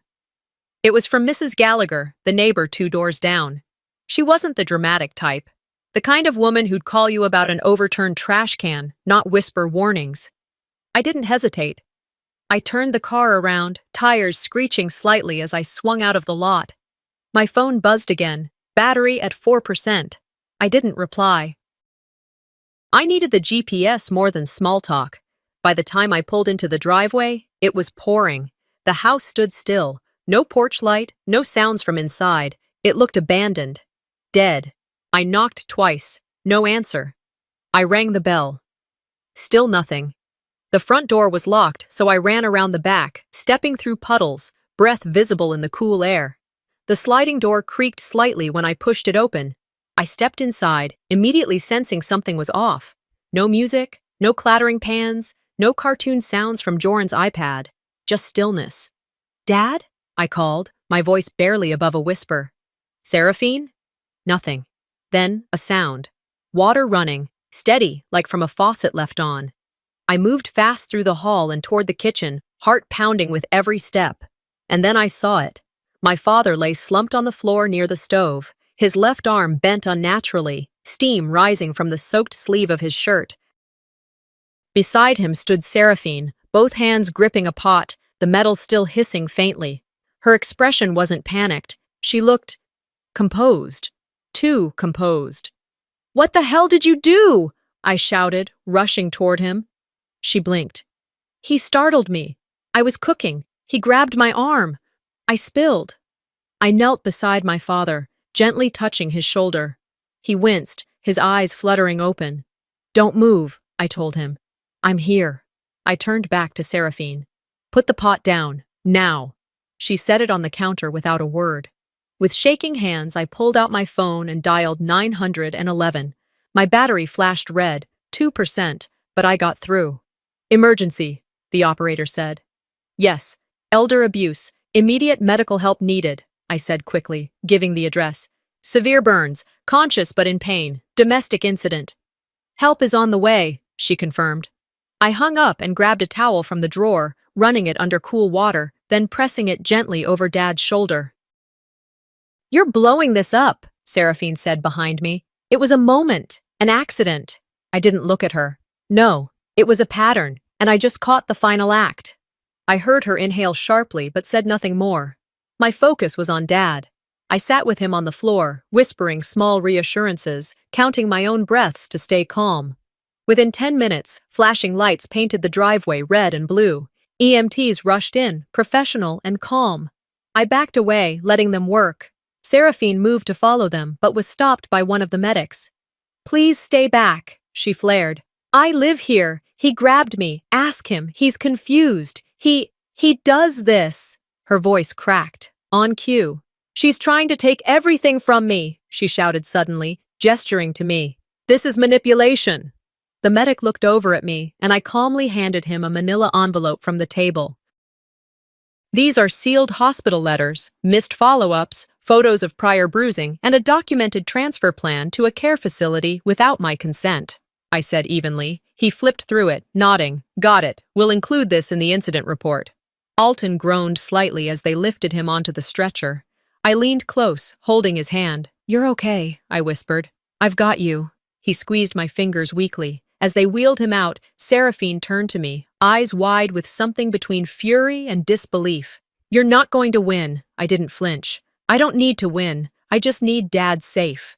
She stood frozen, her jaw tight, watching the EMTs carry away the man she had spent years quietly erasing. They loaded him into the ambulance, and I followed behind in my own car, soaked from the earlier rain, heart still hammering like a war drum. The hospital visit was long. They cleaned the burns, administered pain relief, and kept him overnight for observation. He slept most of the time. I stayed beside him, watching his chest rise and fall. It was close to midnight when I drove back to the house to gather some of his belongings. I pulled into the driveway, headlights still on. That's when I saw it. Scratched deep into the windshield of my car, across the glass like a carving on stone, was one word: guest. The lines were jagged, deliberate. For a moment I just stared at it, the rain sliding down the windows, blending with my breath fog. I got out of the car and stood there, arms at my sides, letting the last of the storm soak through my sleeves. Guest. That's what she thought of me. But this house wasn't hers, and I was done knocking on doors that belonged to me. The morning after the ambulance took Dad away, I didn't sleep in. I couldn't. Even after staying at the hospital with him until close to 3 a.m., I was up by 7, pacing the kitchen while the coffee brewed. My hands were still trembling. The word guest was still etched into the windshield. The scratches hadn't disappeared just because the rain had. I wasn't paranoid anymore. I wasn't confused. I was angry, focused. I took my coffee and walked straight to the cabinet above the fridge. I reached behind the cereal boxes and pulled out the small black box I'd hidden weeks ago. A basic motion-activated camera. No frills, no cloud subscription, just a memory card and a date stamp. I plugged it into my laptop and waited, breath held, as the footage loaded. It didn't take long. There she was, Seraphine, in the kitchen 2 nights before the accident. The stove clicked on. She filled a pot halfway, placed it on the burner, and stood there, arms crossed, not cooking. Just waiting. Then Dad walked in, slowly, with his cane tapping gently ahead. She didn't speak. She just stared at him, jaw set. When he got close to the sink, she picked up the pot, turned, and... I stopped the video. I couldn't watch it again, but I replayed the audio. "Please, not again," Dad said.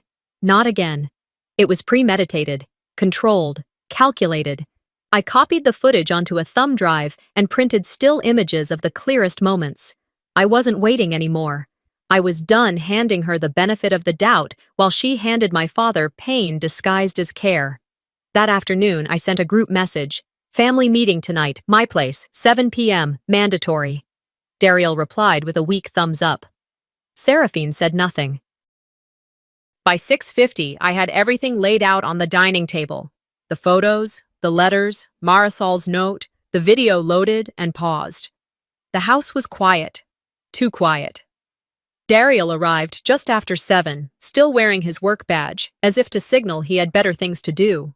Seraphine followed a few minutes later with Joran, who she ushered toward the den with a tablet. She sat down across from me, calm as ever. Legs crossed, one eyebrow slightly raised. "You've been busy," she said, glancing at the materials. I didn't respond. I just hit play. The video rolled. No one said a word. When it ended, Daryl shifted in his chair, rubbing his temple. Seraphine remained still, unfazed. "I have letters here from 3 separate hospitals," I began. "All hidden. I have evidence of a health insurance switch that dropped Dad's coverage for therapy. I have a statement from Marisol, who found him locked outside in January, and now, this." Daryl cleared his throat. "Evora, this is a lot." "Too much to ignore," I snapped. He flinched. Seraphine smiled softly. "We all deal with stress differently. Some of us create stories, others cope quietly." I looked at her, fury searing behind my eyes. "You're not going to gaslight your way out of this." From the corner of the room, Aunt Regina, our dad's cousin, spoke up. Her voice was shaky. "We all felt something was off, but it wasn't our place to intervene." "You saw it," I said quietly. "And you said nothing." Silence. Heavy. Suffocating. Later that week, I stood at the front of a modest church basement, speaking into a microphone before 20 folding chairs. The local elder care group had invited me to share a personal story that could help others. I didn't name names. I didn't need to. I spoke about patterns, emotional neglect that masquerades as helpfulness, control dressed as order. When the story hit the town newsletter, it exploded. Comments poured in. "My aunt went through the same thing. My brother's wife did this to our dad. This is why we need cameras in every elder's home." Seraphine's name wasn't printed, but people knew. Small towns never really keep secrets. By Friday, she'd been asked to take a leave of absence from her PR firm. Her clients didn't want the noise. Parents at Joran's school started avoiding her in the carpool line. She looked the same, heels, lipstick, styled hair, but something had cracked beneath the surface. You could see it in her eyes. Daryl stopped by the hospital while I was with Dad. He stood awkwardly at the foot of the bed. "Was all this worth it?" he asked. I didn't answer him. I took Dad's hand and pointed at the fresh bandages wrapped around his shoulder. "Ask him." Daryl didn't come back after that. The next morning, I went out to the car and found the driver's side tires slashed. A note tucked under the wiper read, "This is your last warning." The police came. They took photos.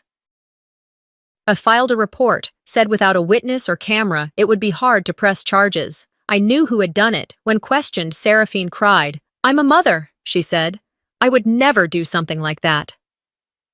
I stopped sleeping upstairs. I kept the lights on at night. Every creak felt like a footstep, every shadow a threat. 3 days later, just past midnight, I heard soft feet padding toward my door. I sat up, alert. It was Joran. His hands trembled as he held the doorknob. "I shouldn't be in here," he whispered. "But Mom said Grandpa's going away soon. She said you can't stop it." I stepped out of bed, knelt down to his eye level, and placed my hand gently on his shoulder. "Want a bet?" I held Joran's trembling hands in mine for a moment longer before walking him gently back to his room. He didn't say much after that, just crawled under the covers and stared up at the ceiling like he was waiting for it to collapse. I kissed his forehead, turned off the light, and stepped into the hallway with my jaw set. The next morning, I walked into a lawyer's office downtown. A friend of a friend had recommended him, gray-haired, firm handshake, the kind of man who didn't blink when I laid out everything. "I'm not looking for vengeance," I told him. "I just want my father safe, and I want her out of his life." "You've got enough evidence for 3 cases," he said after reviewing the files. "I'll get it filed. Elder abuse, emergency order for protection. I'll make some calls." By that evening, the restraining order was official. Seraphine was legally barred from coming within 100 feet of my father or making decisions on his behalf. She hadn't come home since the day of the ambulance. I suspected she was waiting for the dust to settle, still clinging to the fantasy that everything could be spun into a misunderstanding. She was wrong. I moved Dad into a temporary care facility across town. It wasn't ideal, but it was warm, safe, and full of people trained to handle exactly this kind of trauma.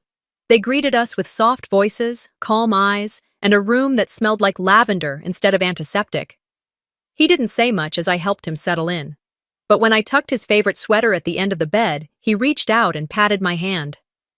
"You remembered," he said. "I always remember," I whispered. Word spread fast. It always does in Cherry Hill. Within 48 hours, Seraphine's name stopped appearing in the PR firm's newsletters. Her social media accounts vanished. At the school, parents whispered at pickup.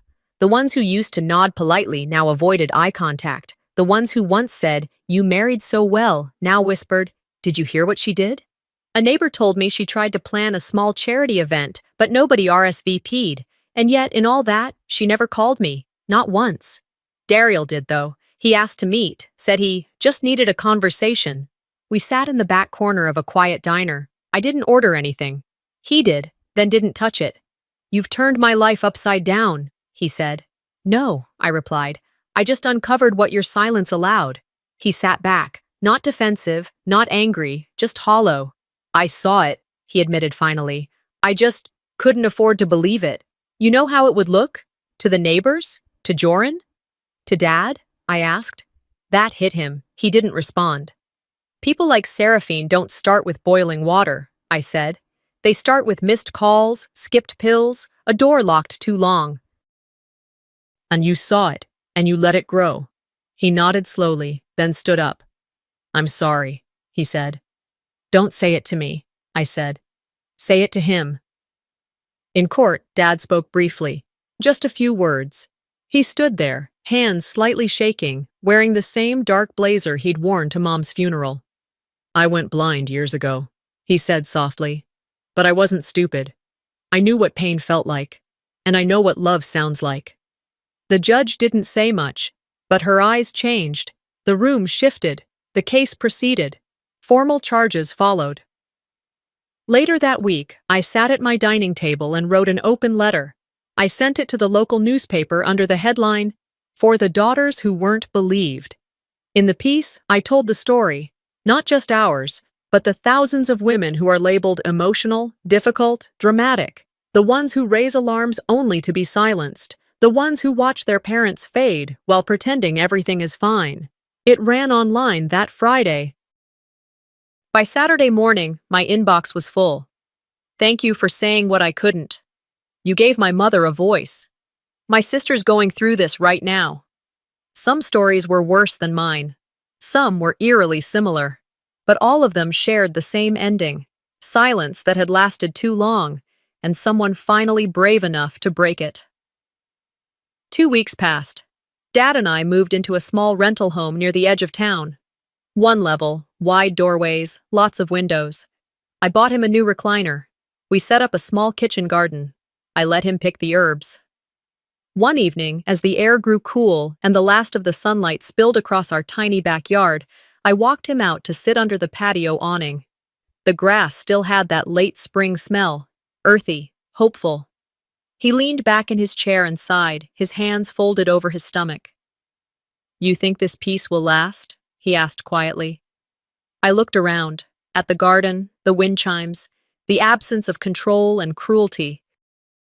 "We don't need it to last," I said. "Just to be real, after my father asked if the peace would last, I didn't rush to answer. Instead, I let the breeze carry that question with it for a few seconds, like it needed time to settle in the space between us." We sat quietly on the back porch of our new home, the wood creaking gently beneath our chairs, the sun dimming just enough to remind us the day was nearing its end. "No," I finally said. "We don't need it to last. Just to be real." That was enough. He nodded, just once, and we both returned to watching the little patch of garden we'd started together. Later that evening, as I was folding laundry in the den, I found myself drifting into a memory from weeks earlier, one that had stayed with me like a stone in my pocket. It had been a night when the pain in Dad's arm from the burn was still fresh, and the air in the house was thick with fear. He had been lying in bed, barely able to turn his head. I had just changed his bandages, and I remember sitting down next to him, exhausted. That's when he reached out and whispered something I hadn't repeated to anyone until now. "If you want to save me," he had said, "don't just save my body, save my story." That line stuck with me. It was the anchor I didn't realize I needed. The fight had been about so much more than a fall or a burn or an insurance form. It was about the right to exist fully, even when people decide you're inconvenient. It was about memory, dignity, about making sure that one day, when Dad is no longer here, what happened to him and what we fought against doesn't disappear. In our new home, life settled into a rhythm I hadn't known I needed. We weren't rich.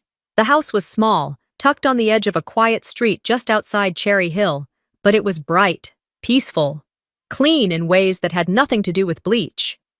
Dad and I had our routines: morning walks when his knees allowed, audiobooks in the afternoon, and simple dinners that we cooked together.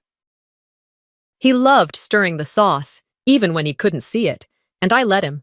Some nights, we'd sit out back and just listen to the wind move through the leaves. Seraphine wasn't allowed within 500 feet of either of us. The restraining order made that clear. And for the first time in years, I didn't have to look over my shoulder in my own kitchen. A few weeks after we moved in, I found a white envelope taped to the door. No return address, no knock, just a folded piece of paper inside. It was from Daryl. He hadn't spoken to me since the court hearings. I wasn't sure if he'd ever be able to, but the letter said more than he ever could have with his voice. "You did what I couldn't," it began. "You saw what I wouldn't. I was supposed to protect him, but I was paralyzed by fear and pride. I'm sorry." There were no excuses, no explanations, just truth. I didn't cry when I read it, not right away. I just stood at the door for a long time, holding the paper in my hands like it might disappear if I blinked. Days turned into weeks. I started volunteering at a local elder advocacy center. I helped install cameras for other families, small, discreet ones, so that no one would have to rely on hope alone to prove abuse. I gave talks, met daughters like me, and learned how widespread this problem really was. At one of those workshops, someone asked me, "Do you regret it? Breaking the family?" I smiled. Not bitter, not angry, just tired. Families that hide rot, I said, aren't broken when exposed. They're cleansed. Seraphine's name didn't appear in local headlines anymore. She was just another woman pushing a grocery cart at odd hours, walking alone in the park with earbuds in, rarely seen with Joran. Her smile, when it happened, was thin, distant. A brief note ran in the local paper. Seraphine M. pleads no contest in elder abuse case. Fined, relocated. Custody of minor child reviewed. No jail, but no community either. It was the kind of justice that doesn't come with handcuffs, but with empty rooms. That autumn, on a golden afternoon, Dad sat on the porch, listening to a recording I had made for him. It was Joran, reading a short poem he wrote at school. Leaves fall, but don't break. They dance and turn and take the wind's hand for a while, just enough to smile. Dad closed his eyes as the words played. When the recording stopped, he let out a soft breath and said, "There's hope after all." I looked at him, my throat tightening. "We didn't fix everything," I said, "but we didn't let it stay broken either." That evening, I returned to an old habit. I pulled out the leather-bound journal I had once given Dad before his vision failed. I had taken to writing in it again, this time from both our perspectives. Notes about the day, things he said, favorite meals we shared. That afternoon, the last entry was simple. He smiled at the sound of Joran's voice. That was enough. I closed the journal and sat back. The house was quiet, not empty. The kind of silence that holds, not harms. A breeze moved through the backyard, and I watched it ruffle the wind chimes, soft and unpredictable. Peace wasn't a place. It was a choice I made, even when no one else did. Sometimes, the hardest battles aren't the ones fought in court, but the ones we fight inside our own families. This story wasn't just about abuse, it was about the silence that allowed it to grow, and the courage it takes to break that silence when no one else will. What would you do if speaking up meant tearing your family apart, just to protect the one person who never stopped loving you? If this story moved you or made you think, share your thoughts in the comments. And don't forget to subscribe. We have more real, powerful stories coming your way. Hello, I'm Molly. And on Christmas morning, I found $428,000 missing from my company account. My sister stole it. She looked me dead in the eye and said, "Prove it, Miss CEO." My mother, she didn't even ask what happened. She just whispered, "Don't ruin Christmas." The same Christmas where my sister gifted our mom diamond earrings, paid for with the money she stole from me. And when I tried to speak up, everyone told me to calm down. But what if I told you that wasn't the first time they'd erased me? That it wasn't just the money. They'd been rewriting my place in this family for years. And what if, this time, I had the proof? Would they finally see me? Or would they bury me all over again? I opened my eyes before the alarm. Not that I needed one. I hadn't slept more than a couple of hours. Old habits from years of running my cybersecurity company had hardwired me to wake early, especially on days following big transactions. This was supposed to be a victory lap.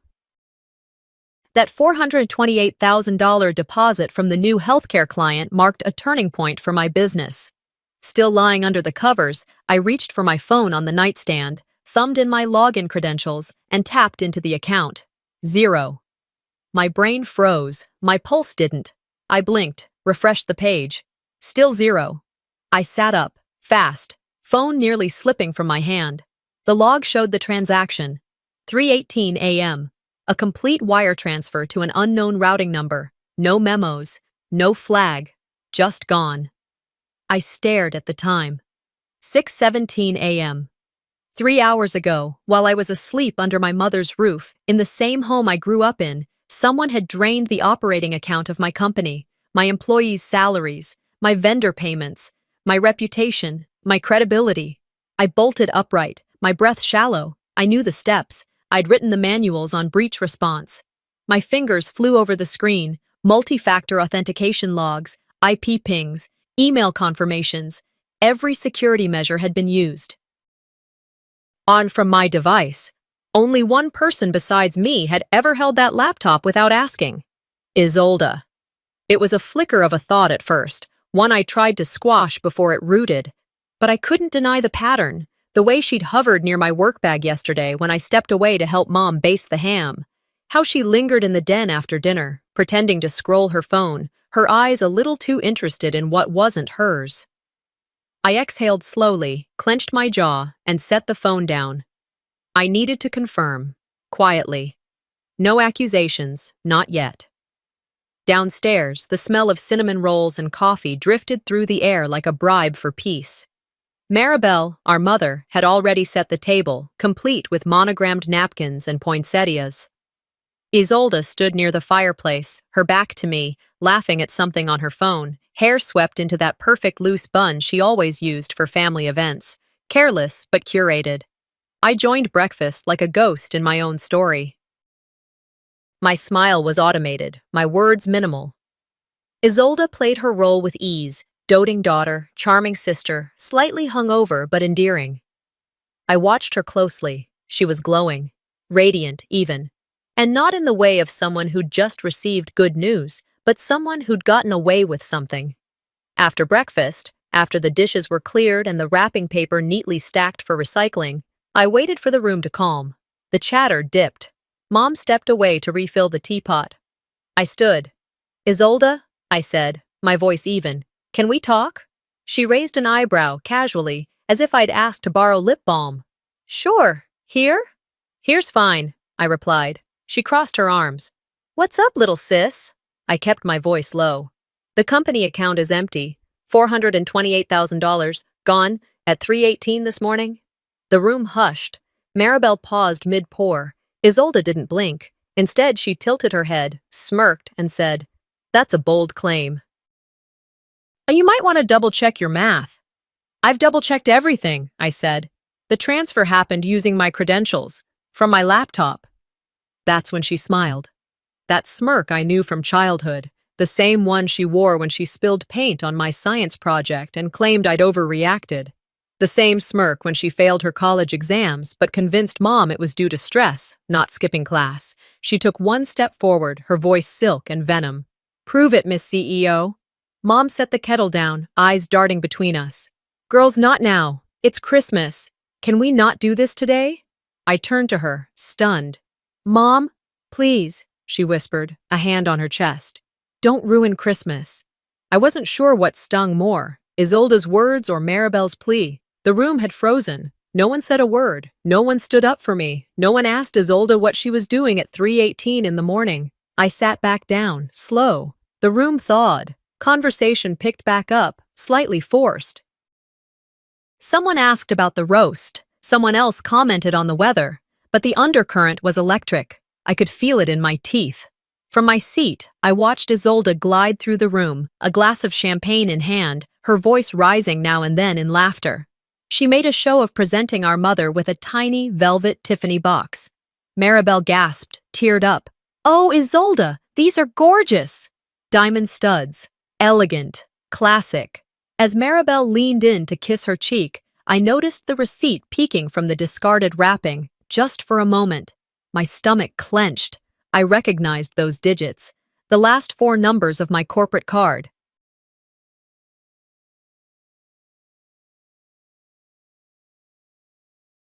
I didn't go back downstairs until nearly noon. I'd spent over an hour pacing in the small guest room, the thin carpet bearing the pressure of my steps as I tried to slow the racing in my chest. I kept staring at the last 4 digits printed on the receipt that had fallen out of the Tiffany box. Those numbers weren't just familiar. They were mine. My corporate card. When I finally walked back into the living room, Isolde was curled on the couch, mug of cider in hand, laughter spilling from her lips like honey as she recounted some story to our uncle. She glanced up, gave me a tight smile, the kind you'd use on a customer you can't stand but need to please. I didn't return it. Maribel was setting up the last round of presents, family tradition. She always saved the real gifts for midday. Something about building anticipation, she'd say, as if life itself hadn't already taught us enough about waiting for what may never come. Isolde stood up and handed Mom a square box wrapped in shimmering gold paper. "For you, Mom," she said sweetly. I wanted you to have something extra special this year. Maribel beamed, cradling the box like it was fragile glass. Oh, sweetie, you already gave me so much this morning with that brunch spread. She peeled back the paper, her fingers moving slow, savoring the moment. The room gathered around, waiting. I stood back. Inside the box was a delicate blue jewelry case. When she flipped it open, the collective gasp was instant. Diamond earrings. Classy, understated, and unquestionably expensive. Oh my goodness, Isolde, Maribel whispered, teary-eyed. They're perfect. I watched her pull the earrings from the box and hold them up to her earlobes. Isolde stepped in, helped her clasp one in place. They're real? One cousin asked. Isolde laughed gently. Of course. I mean, what else would they be? Everyone clapped. Someone whistled. Maribel looked ready to cry. They must have cost a fortune, she said, looking at her oldest daughter like she'd grown angel wings. Nothing's too much for you, Mom. Isolde kissed her cheek. You've always been the one holding everything together. A line so rehearsed, so perfectly delivered, I nearly gagged. I stood frozen as the applause fizzled into praise and chatter. And as Maribel leaned in to hug Isolde, that little white receipt, glossy and folded, slipped from the jewelry box and floated to the floor near the fireplace. I stepped forward before anyone else noticed, picked it up. I didn't say a word. I just read the bottom line. Visa ending in 93A7, my corporate card. I could barely hear over the blood rushing in my ears. Everything okay, hun? Maribel asked, noticing my stiff shoulders. I folded the receipt in half, slipped it into my sweater pocket. Just feeling a little warm, I said. Going to grab some air. Outside, I stood on the back porch, gripping the railing until my knuckles ached. The December air bit at my cheeks, but it grounded me. She used my money. She took from my company, my team, to buy earrings for the same woman who always reminded me not to outshine my sister. And now she was soaking in praise she didn't earn, bought with funds she stole. When I came back inside, Maribel pulled me aside in the hallway. Hey, she said gently. I know this holiday's a little tense, but let's just try to enjoy the time we have, okay? I looked at her, genuinely baffled. Did you not hear what I said this morning? She exhaled. I did. But it's Christmas, Molly. You've always been the more intense one. Maybe this is a misunderstanding. A misunderstanding? She leaned closer. You can be a little reactive. Maybe wait until after the holidays to look into it fully. Isolde passed by behind her, catching my eye with a look that said it all. Smug, untouched, certain. I walked away before I said something I couldn't take back.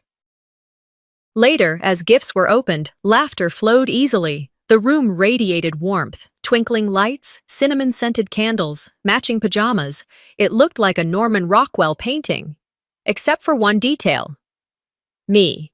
I was seated at the far end of the table, near the kitchen door, as if I'd been placed there deliberately.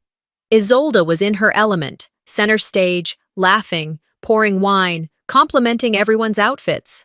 I was close enough to hear everything, but far enough to feel invisible. And then, without trying, I remembered another Christmas, 10 years ago. I had landed my first private client, spent weeks building a custom firewall for a dental practice on the east side. I gifted Mom a framed photo of her childhood home, restored from a damaged negative. Isolde showed up late with half-eaten chocolate and a used bottle of Chanel. Maribel had smiled, hugged her tight, and said, "You always know how to make the room brighter." She'd turned to me later and said, "Try not to rub your achievements in your sister's face. It's not classy." I should have learned my place then. Back in the present, I sipped my eggnog and watched the laughter swirl around the room like I wasn't even there. I wasn't angry anymore. Not in the way they expected. I was watching, noticing, counting.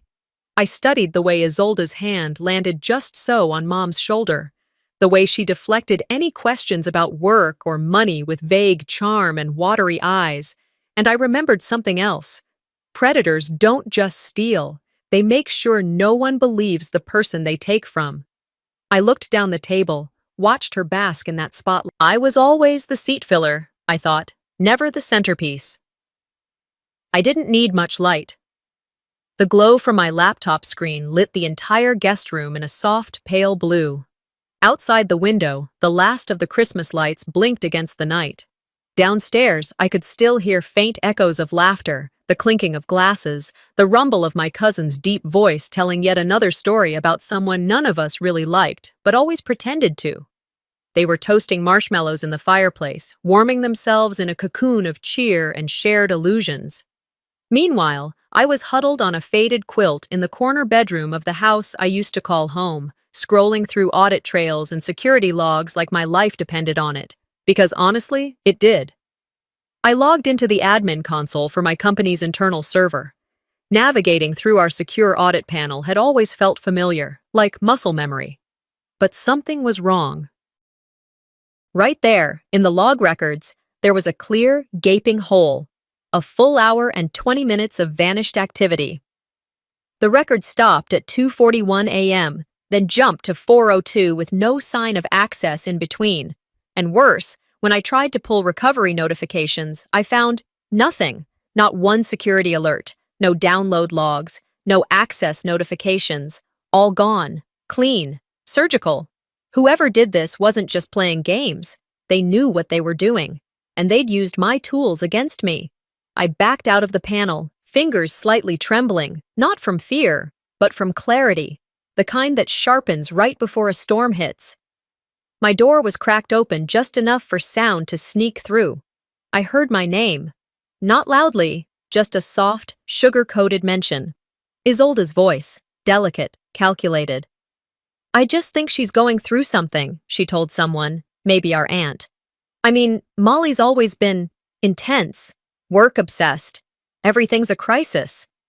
A little laughter followed. Then, Maribel chimed in. "She never learned how to relax. She carries the whole world on her back like she's the only one who can fix it." I closed the laptop slowly. Their narrative was writing itself without me. They didn't need facts. They had each other. I needed a break, even if it was short. I stood, stretched, and quietly made my way to the kitchen for water. The hallway lights had been dimmed, casting long shadows along the gallery wall where family photos lived. Most of them hadn't changed since I was a teenager. Vacations, birthdays, the same forced smiles. But one frame was new, a fresh 8x10, nestled in a bronze frame above the mantel. A holiday photo from last Christmas. Everyone was in it. Isolde, Mom, my cousins, their partners, even the cat. Everyone, except me. I stared at it. At first, I assumed I must have missed that particular gathering, but I hadn't. I'd been the one who hired the photographer, booked the slot, and paid the invoice. I even remembered arranging the seating chart for that day because Mom didn't want the kids looking out of order. I stepped closer. The photo looked familiar, but edited, cropped. I knew the original had a wider angle, taken from the staircase landing. I should have been seated on the left side, next to Uncle Joe. Now, it was just blank air where I used to be. "You were always hard to photograph," came a voice behind me. I turned. Maribel. She gave a small, tight smile. "We cropped the photo a little to make it more balanced for the frame. No big deal." "No big deal. Right?" "I paid for that session," I said quietly. She shrugged. "Well, you always said it wasn't about the credit." I didn't respond. Not because I couldn't, but because I realized it wouldn't matter. Back in the guest room, I sat on the edge of the bed and stared at the blank login field on my laptop. I didn't type. I just let the silence swell inside me. How did we get here? One moment, you're the kid who fixes the broken router so your mom can watch her favorite baking show. The next, you're being edited out of your own family history because you made the mistake of being reliable, of showing up, of succeeding without apology. I asked myself things I didn't want to ask. Had I maybe forgotten to log out? Was it possible I'd made some mistake that allowed this to happen? What if I left the system open after logging client invoices? What if my authentication codes were stored somewhere they shouldn't have been? Doubt snuck in like a draft through an old window. Quiet but insistent. That's what makes this kind of betrayal so vicious. It rewrites your own memory, makes you question if maybe you're the one who's lost the plot. I stood again, this time rummaging through the side drawer. I pulled out a worn USB, a burner I kept as part of my offline recovery protocol. Most of my team thought I was paranoid. Maybe I was. But that paranoia was about to pay off. I plugged it in, launched my file recovery shell, and began a deep scan for ghost files, clones, temp backups, even time-stamped cache fragments. The fan on the laptop whirred into a low hum. Outside my door, Isolde laughed again, that fake, breathy kind of laugh she used when she wanted to seem charming and harmless. It used to fool everyone. It still did. I whispered to myself as the progress bar ticked upward. If I'm invisible in this house, I'll make damn sure I'm undeniable somewhere else. Because this wasn't just about the money anymore. It was about what they'd done when they thought I wasn't watching. What they said when they believed I'd stay silent. And I'd had enough of being edited out. I didn't hesitate. I closed the audit logs, minimized the recovery program still scanning in the background, and opened the local archive buried inside a system folder I hadn't touched in weeks. It wasn't labeled anything special, just a string of numbers and a generic name, a tactic I'd used more times than I could count, hidden in plain sight. There it was, a full render of the year-end tribute video, the very one I'd spent 3 nights editing, splicing together client testimonials, footage of our team celebrating wins, and a closing message from me recorded in my office at 2 a.m., voice hoarse but hopeful. It was meant to be part of the family slideshow during Christmas dinner. A moment of pride, something I had hoped might bridge the gap between what I did and who I was to them. But when it didn't appear on the screen last night, I'd assumed someone had forgotten. Maybe Mom had changed the order, or the file was too large to load. Now I knew better. I played the video on mute first, scanning each transition, checking timestamps. It was complete, the version I'd exported 3 days ago, which meant someone deliberately removed it before the presentation, and I only sent that file to one person, Isolde. She'd offered to help Mom with the tech stuff, said it so casually while sipping wine and scrolling through her phone. That offer, now in hindsight, felt as orchestrated as the earrings she'd gifted hours before. I took a breath, unmuted the video. It opened with our logo, a shot of my lead engineer high-fiving our intern after they cracked a security patch for a regional bank. My voice narrated the journey of Ironlock Systems, from a futon and 2 burner laptops to the client roster we had now. The testimonials rolled in, clients praising our integrity, our discretion, our grit. Then came my closing segment. I was sitting at my desk, the camera close, my face drawn from exhaustion, but smiling anyway. We didn't build Ironlock to win awards, I said in the clip. We built it so that businesses could feel like someone had their back, someone who didn't just know the threats, but knew how to fight them. The screen faded to black, then ended on the company's tagline, "Trust isn't given, it's proven." I sat there, frozen. They'd erased that, erased me. Not just my work, not just the story, but my presence in the room where it mattered. Again. I exhaled and shut the laptop. No more pretending. Still shaken, I decided to pull an old document box from the closet. I needed to collect receipts, old password logs, anything I might need to track the money trail. Isolde hadn't just taken money, she'd taken proof, and I intended to build it back, line by line. The box was heavier than I remembered. Inside were company expense reports, early tax filings, even napkins from the coffee shop I used to live in while pitching my first clients. And then I found it. Folded into the edge of a manila folder was an envelope, weathered, yellowing at the corners. My name wasn't on it, but the handwriting was unmistakable. Isolde's. Curiosity overtook hesitation. I opened it. There was no date, but the tone hit like a gut punch. "You always say Molly's the smart one, the successful one," the letter began. "Well, let her have her trophies. Just don't expect her to ever love us back. She was born distant." I read it again, slower this time. She was born distant. The rest of the letter rambled through complaints, how Mom gave me too much freedom, how I never included Isolde in my work, how I was cold, unfeeling, unreachable. The envelope had no stamp. The address was scribbled out. It had never been mailed. Just written, maybe shared, or maybe kept as a quiet piece of truth never meant to see light. But now it had. I sat still for what felt like an hour. That letter didn't feel like a moment of anger. It felt like a belief, a long-standing philosophy, proof that everything happening now was just a manifestation of a resentment I never knew had grown so deep. She didn't steal from me because she needed the money. She did it because, in her mind, I didn't deserve what I built. And worse, because she believed she did. Suddenly, everything clicked. The cropped photo, the missing video, the stolen funds, the public praise, the private theft. This wasn't an isolated betrayal. This was the endpoint of a slow, methodical erasure. I stared out the window. The fire downstairs was still flickering through the curtains. Shadows danced on the ceiling.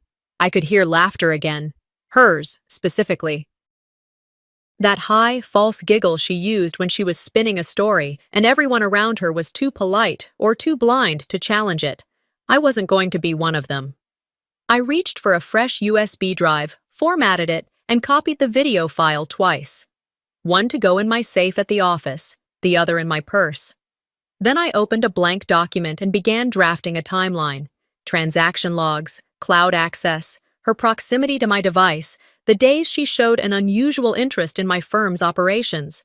I wasn't writing for revenge, I was writing for record. When I was done, I created a new email chain and attached everything: the video, the timeline, a message to my attorney, and a BCC to Rhett, who I hadn't spoken to in 6 months but still worked compliance at a national bank. Subject line: "This goes public if anything happens to me." I hesitated only once before hitting send. My phone buzzed as the message disappeared from the outbox. A push notification lit the screen. Attempted login, cloud storage, unknown device. I stared at it. The timestamp was 12:16 a.m. My eyes narrowed. She was still trying to cover her tracks. I stood, unplugged my laptop, and slid the encrypted drives into my bag. It was about telling the part of the story that wasn't supposed to be heard, because if she was still trying to bury my story, then it was time I wrote the ending myself. I didn't sleep that night. Not from adrenaline, and not from fear either. I just couldn't. My body stayed still, but my mind moved in loops: what I'd uncovered, what I'd documented, and what I was about to confront. At 6:04 a.m., I finally stepped out of the guest room and made my way to the kitchen. The house was mostly quiet, save for the subtle hum of the fridge and the soft rustling of someone, probably Mom, moving about in the laundry room. By 6:30, the breakfast table was set. Holiday leftovers warmed in the oven, coffee brewed fresh. It smelled like Christmas morning was trying to redeem itself, as if sweet rolls and scrambled eggs could erase the rot crawling underneath this house. I took my seat in silence. I didn't reach for coffee. I didn't greet anyone. Isolde walked in not long after, bright-eyed, smiling like someone who hadn't committed corporate theft. She wore a new sweater, emerald green, probably expensive. Her perfume hit the air before she even sat down. She poured herself orange juice and made some casual comment about the cold front. Maribel chimed in from the stove. "You two look so serious this morning." I didn't respond, not until the plates were passed around, and everyone started eating like it was just another peaceful morning in a perfectly intact family. Then I looked up, straight at Isolde. "You used my dog's name," I said. The words landed like dropped silverware, sharp, sudden, out of place. She blinked. "I'm sorry, what?" I stayed calm. "The name. From that story I told you. 5 years ago, the night we split the bottle of tequila after Dad's funeral. Remember? I told you the password question I used for my recovery email." Maribel glanced up. "Girls, don't," I said to her, gently but firmly. Then to Isolde, "You used that answer to bypass my two-factor. You knew it wouldn't trigger alerts because you spoofed my device's MAC address. You copied my session data while I was in the kitchen with Mom. And that access window, 2:43 a.m. to 3:18, that's not coincidence. That's intent." She stared. For just a second, one split second, her composure cracked, but it returned just as quickly. A half smile pulled at the corner of her lips. "What are you talking about?" she asked, voice light, casual. "That's crazy." I leaned in, keeping my voice low and steady. "One more lie, and I burn it all. I promise you." The table went still. Maribel looked between us like she couldn't tell which one of her daughters had lost their mind.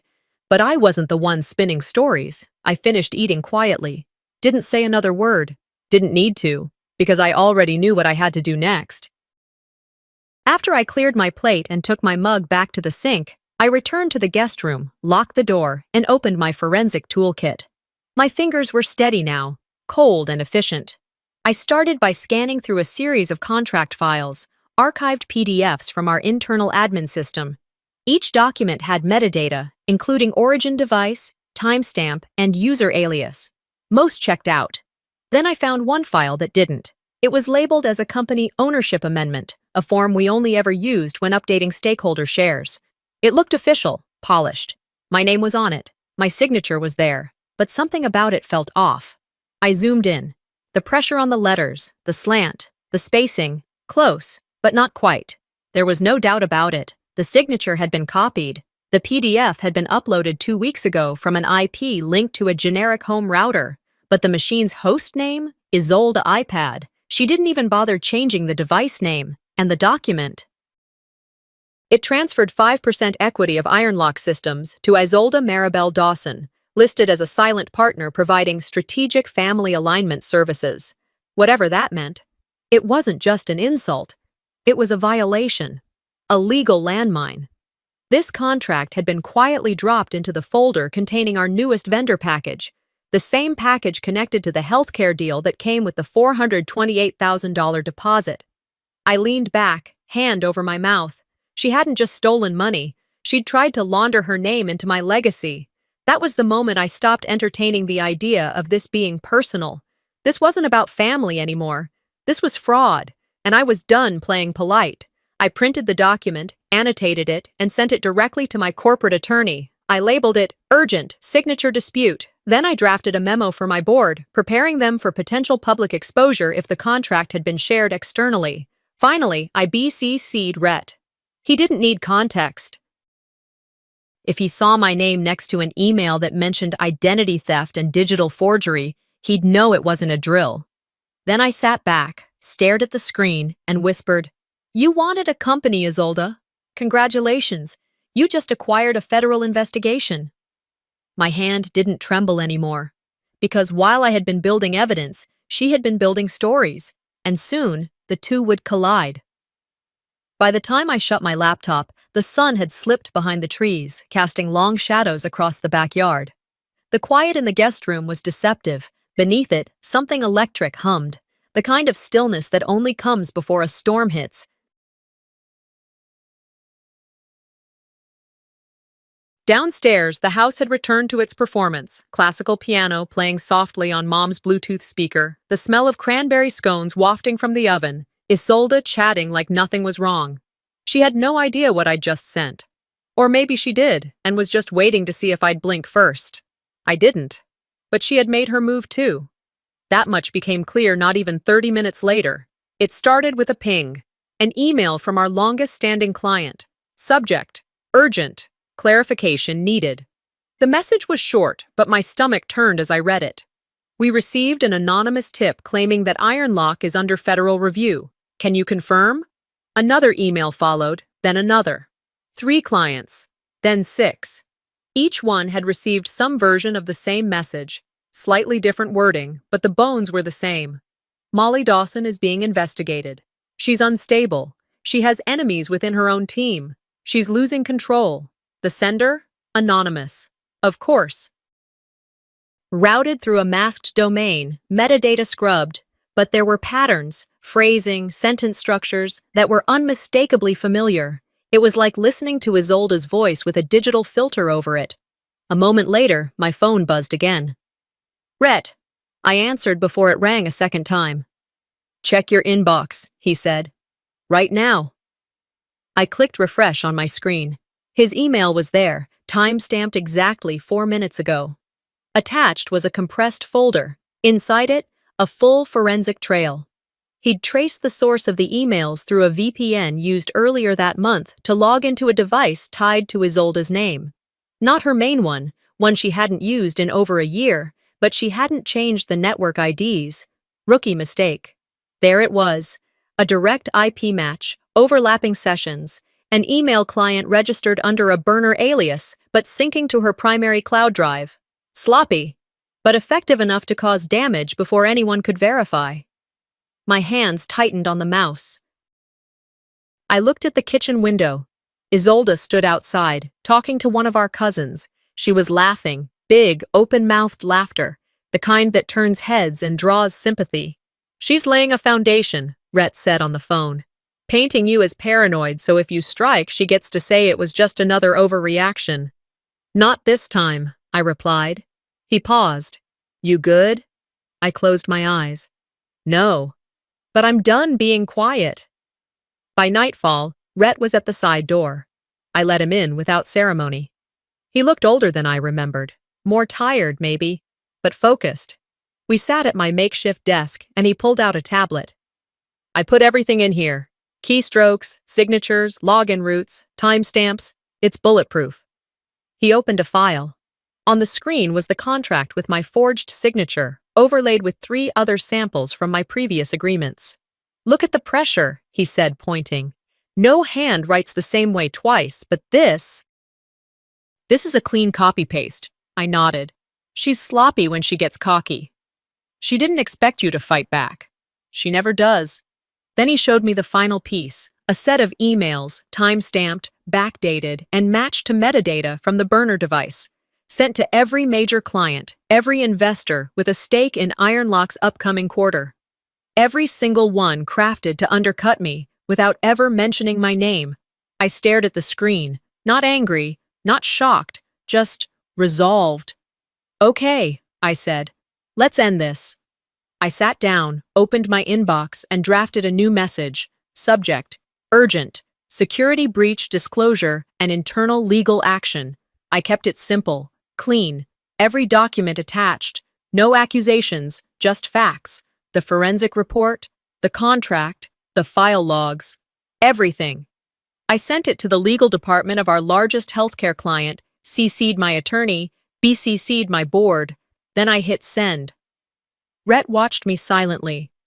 "You sure about this?" he asked. "I was sure the second she used my signature," I said. "Now she can explain it to people with actual authority." An hour later, as I was scanning through my logs again, Isolde knocked once and pushed open the door without waiting for permission. "You're awfully quiet up here," she said. "Everything okay?" She leaned against the frame like it was just another day. No pretense of concern, just control.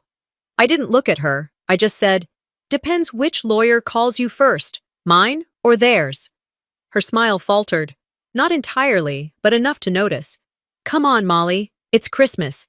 Can we not do this right now?" I turned, finally. My face calm, my voice steady. "You tried to erase me, from my company, from our family, from the people I built everything with.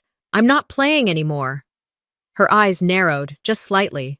"I don't know what you think you've figured out, but—" "I don't think," I interrupted. "I know. And so will the people who cut your checks next year."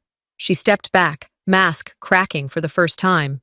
"You're making a mistake," she said softly. "This could have stayed between us." "It never was between us," I replied. "It was always just you, taking." She stood there for another second, then turned without another word. The moment the door clicked shut behind her, my phone buzzed. Incoming message. "Action taken. Account frozen pending review." I looked at the screen. Then I smiled. Because the silence wasn't so quiet anymore. The sun barely had a chance to stretch across the kitchen window before the pounding started on my door. I'd barely pulled my robe on when I heard my mother's voice, shrill and breathless. "What did you do to your sister's bank account?" I opened the door slowly. She stood there in her slippers, her phone clutched tightly in one hand, her eyes wild like someone had just told her her house had burned down. I didn't answer. Downstairs, I could already hear Isolde's performance unfolding. The sobs, the gasps, the indignation laced with carefully timed breathlessness. She had always been a talented liar, but when her back was against the wall, she was Oscar-worthy. By the time I made it to the bottom step, she was slumped in one of the armchairs, wrapped in a throw blanket like she'd just survived a hurricane. "She froze my money, Mom. Everything." I can't even buy gas, she cried, glancing just long enough in my direction to see if it was working. Maribel turned on me. Molly, for God's sake, what are you doing?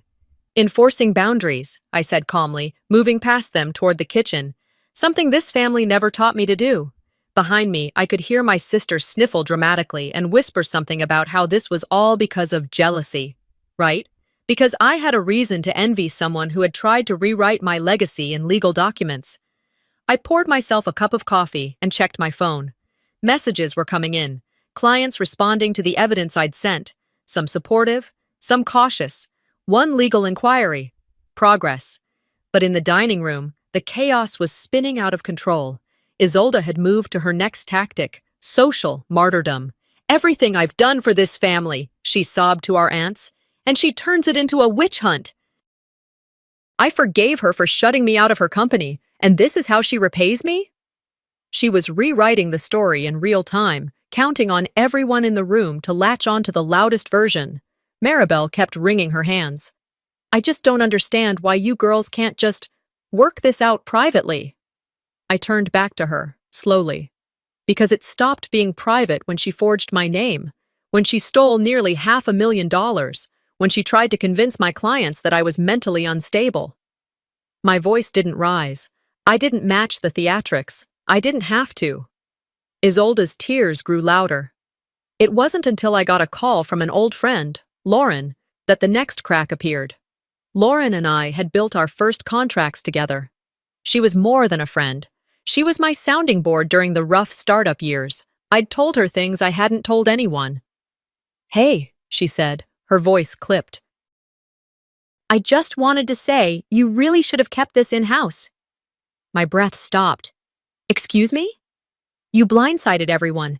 You could have handled it quietly, without dragging her name through the mud. My stomach dropped. Lauren, are you serious? She hesitated, then said, You know she reached out to me, right? A couple of weeks ago. Said she was worried about your stress levels, that you were spiraling. My jaw clenched. So, you gave her information? She was worried, Lauren replied. I thought, God, Molly, I thought I was helping. By undermining me? I asked. She didn't answer. I ended the call. So it was true. Isolde hadn't just infiltrated my company. She'd used the emotional currency she'd built over the years to recruit others, to weaponize concern. I stared at the photo of me and Lauren that still sat on my phone's lock screen. I deleted it. Brunch came. No one touched their food. The table was tight with tension. And that's when Isolde stood up. I could feel it coming before she opened her mouth. I just want to say something, she began, her voice trembling just enough to seem authentic. I've been attacked, lied about, and manipulated, but I still forgive her. I love my sister. Always have. Gasps of admiration came from the older relatives, the ones who'd never seen a spreadsheet or a court filing. Then she moved around the table. She walked straight to me and hugged me, her voice near my ear. You'll be painted as unhinged. I've already planted the seeds. I didn't move. I didn't push her away. Instead, I pulled out my phone from my sweater pocket, unlocked it, tapped the screen once. The video played clearly, the sound muted, but the image undeniable. Isolde, sitting at my laptop, typing, plugging in a device. Timestamp, December 25th, 3:14 a.m. I didn't need to explain. The room went silent. I locked the phone again and slid it back into my pocket. Then I stood and walked away, leaving her standing there. Behind me, not a single person spoke. But I could feel the weight of eyes shifting, the kind of silence that speaks louder than noise. I didn't even flinch when the courthouse door clicked shut behind me. The room was cold, sterile, and smelled faintly of coffee and tension. I sat across the table from my attorney, a quiet, precise woman named Adrienne, who spoke only when necessary, and always in full sentences. Isolde's legal team entered next. I recognized her attorney from one of those TV commercials that aired during daytime game shows, the kind of lawyer who promises he'll fight for you like family, though I imagine none of his family would want him. Then she walked in. No makeup this time. Hair pulled back, jaw tight. She didn't look at me, not directly, just took her seat beside her counsel, clutching her water bottle like it was a shield. There was no sign of the woman who had strutted through our mother's living room 3 days ago acting like the misunderstood golden child. The healthcare firm's corporate counsel joined remotely, projected onto a screen that loomed like a quiet judge. Adrienne opened her laptop, connected the encrypted drive, and laid out the folders in front of everyone. Hard drives, screenshots, copies of the forged contract, email chains, forensic reports. "I've reviewed the material," she said calmly. "We believe there is sufficient cause for legal action based on federal and state statutes regarding corporate fraud, wire fraud, identity theft, and document tampering." Isolda's lawyer coughed lightly. "We'd like to enter into a discussion for resolution, preferably private mediation, to avoid unnecessary exposure." Adrienne didn't blink. "You should have come with that 2 days ago." The screen pinged with a notification. The healthcare firm's representative leaned in. "We're prepared to suspend the contract effective immediately pending outcome of criminal investigation. Our internal team has already initiated a breach protocol." The silence that followed was heavy, the kind that sucks the air out of the room. For the first time in weeks, I didn't feel the need to fill the space. I let it sit. I didn't want an apology.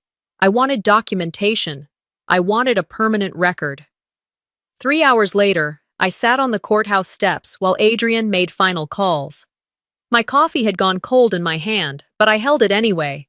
It was something to hold. The confirmation came that evening. Charges had been filed. Isolda had been arrested after a short hearing. She was taken into custody. Corporate fraud, identity theft, wire fraud, forgery. The plea deal never materialized. The volume of evidence, combined with her refusal to show remorse, left no room for leniency. 6 years in federal prison. Minimum of 4 before parole eligibility. Full restitution required. Asset seizure approved. No one celebrated. No one texted me, "Congratulations." And that was fine. The following evening, I received a call from Maribel. "Dinner's at 6, she said, like we'd just come back from a grocery run. I said nothing. "You're still welcome," she added. "It's just, things are different now." No kidding. Still, I went. Not out of obligation. Not out of nostalgia. I just needed to see it through. The table was smaller than usual. Quieter. No sparkling cider. No playlist humming in the background. Just clinks of forks and hollow conversation.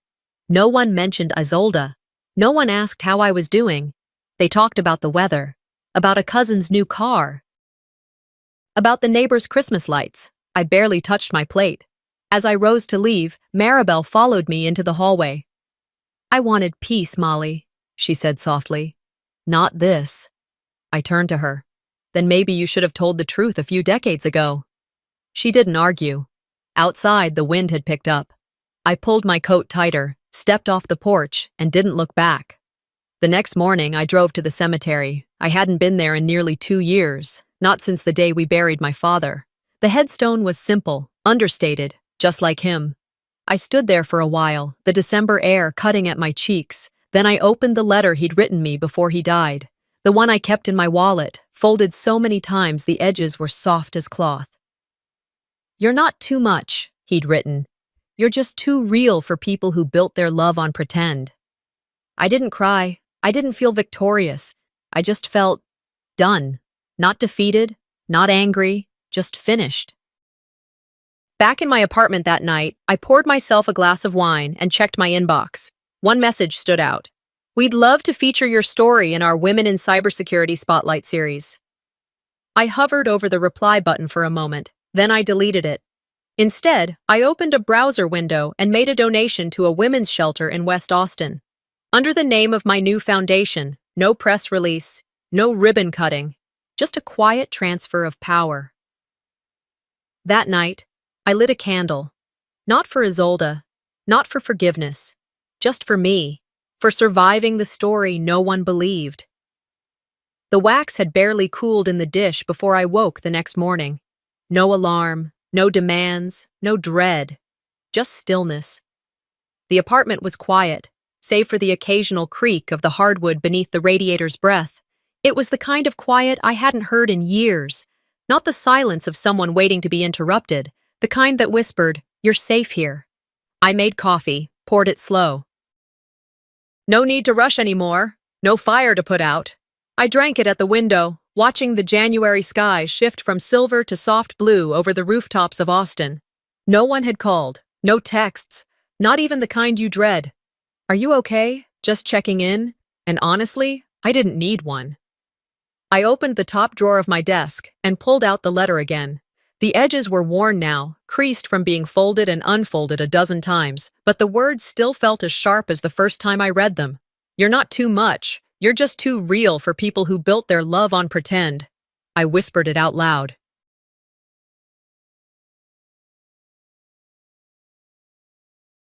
This piece, I built it. A week passed before I visited Isolde. I wasn't sure why I needed to. Closure, curiosity. I couldn't call it forgiveness because I didn't have that to offer. The federal facility sat on the outskirts of the city, bare, brutal, all concrete and barbed wire. Inside, everything moved at half speed, the waiting, the searches, the silence between buzzed doors. I waited in the visitation room, sitting in a chair bolted to the floor, my palms resting flat on the table. Then she walked in, thinner than I remembered, eyes dimmer. The sharp edges of her presence, always so calculated, so composed, were gone. She sat down without saying a word. So I started. "You didn't ruin my life." I watched her jaw tighten. "You just proved how much I had to protect it." She didn't look away, didn't nod, just stared back with something like disbelief. Or maybe she thought I'd gloat. Maybe she was waiting for me to. Instead, I stood up. "I won't come again. I don't hate you, but I don't trust you, and I never will."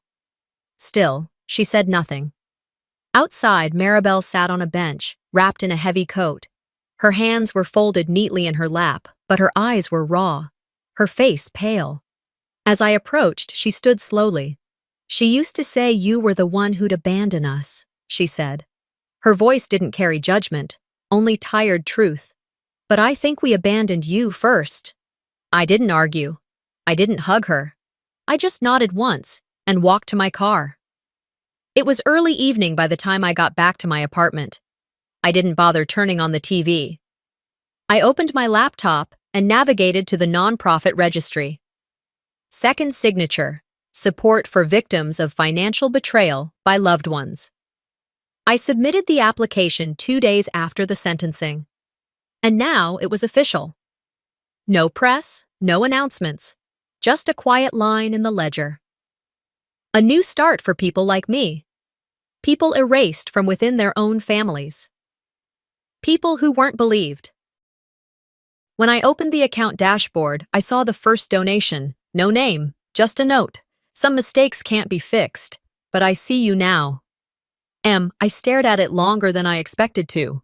Maybe it was Mom. Maybe it wasn't. Either way, I didn't reply.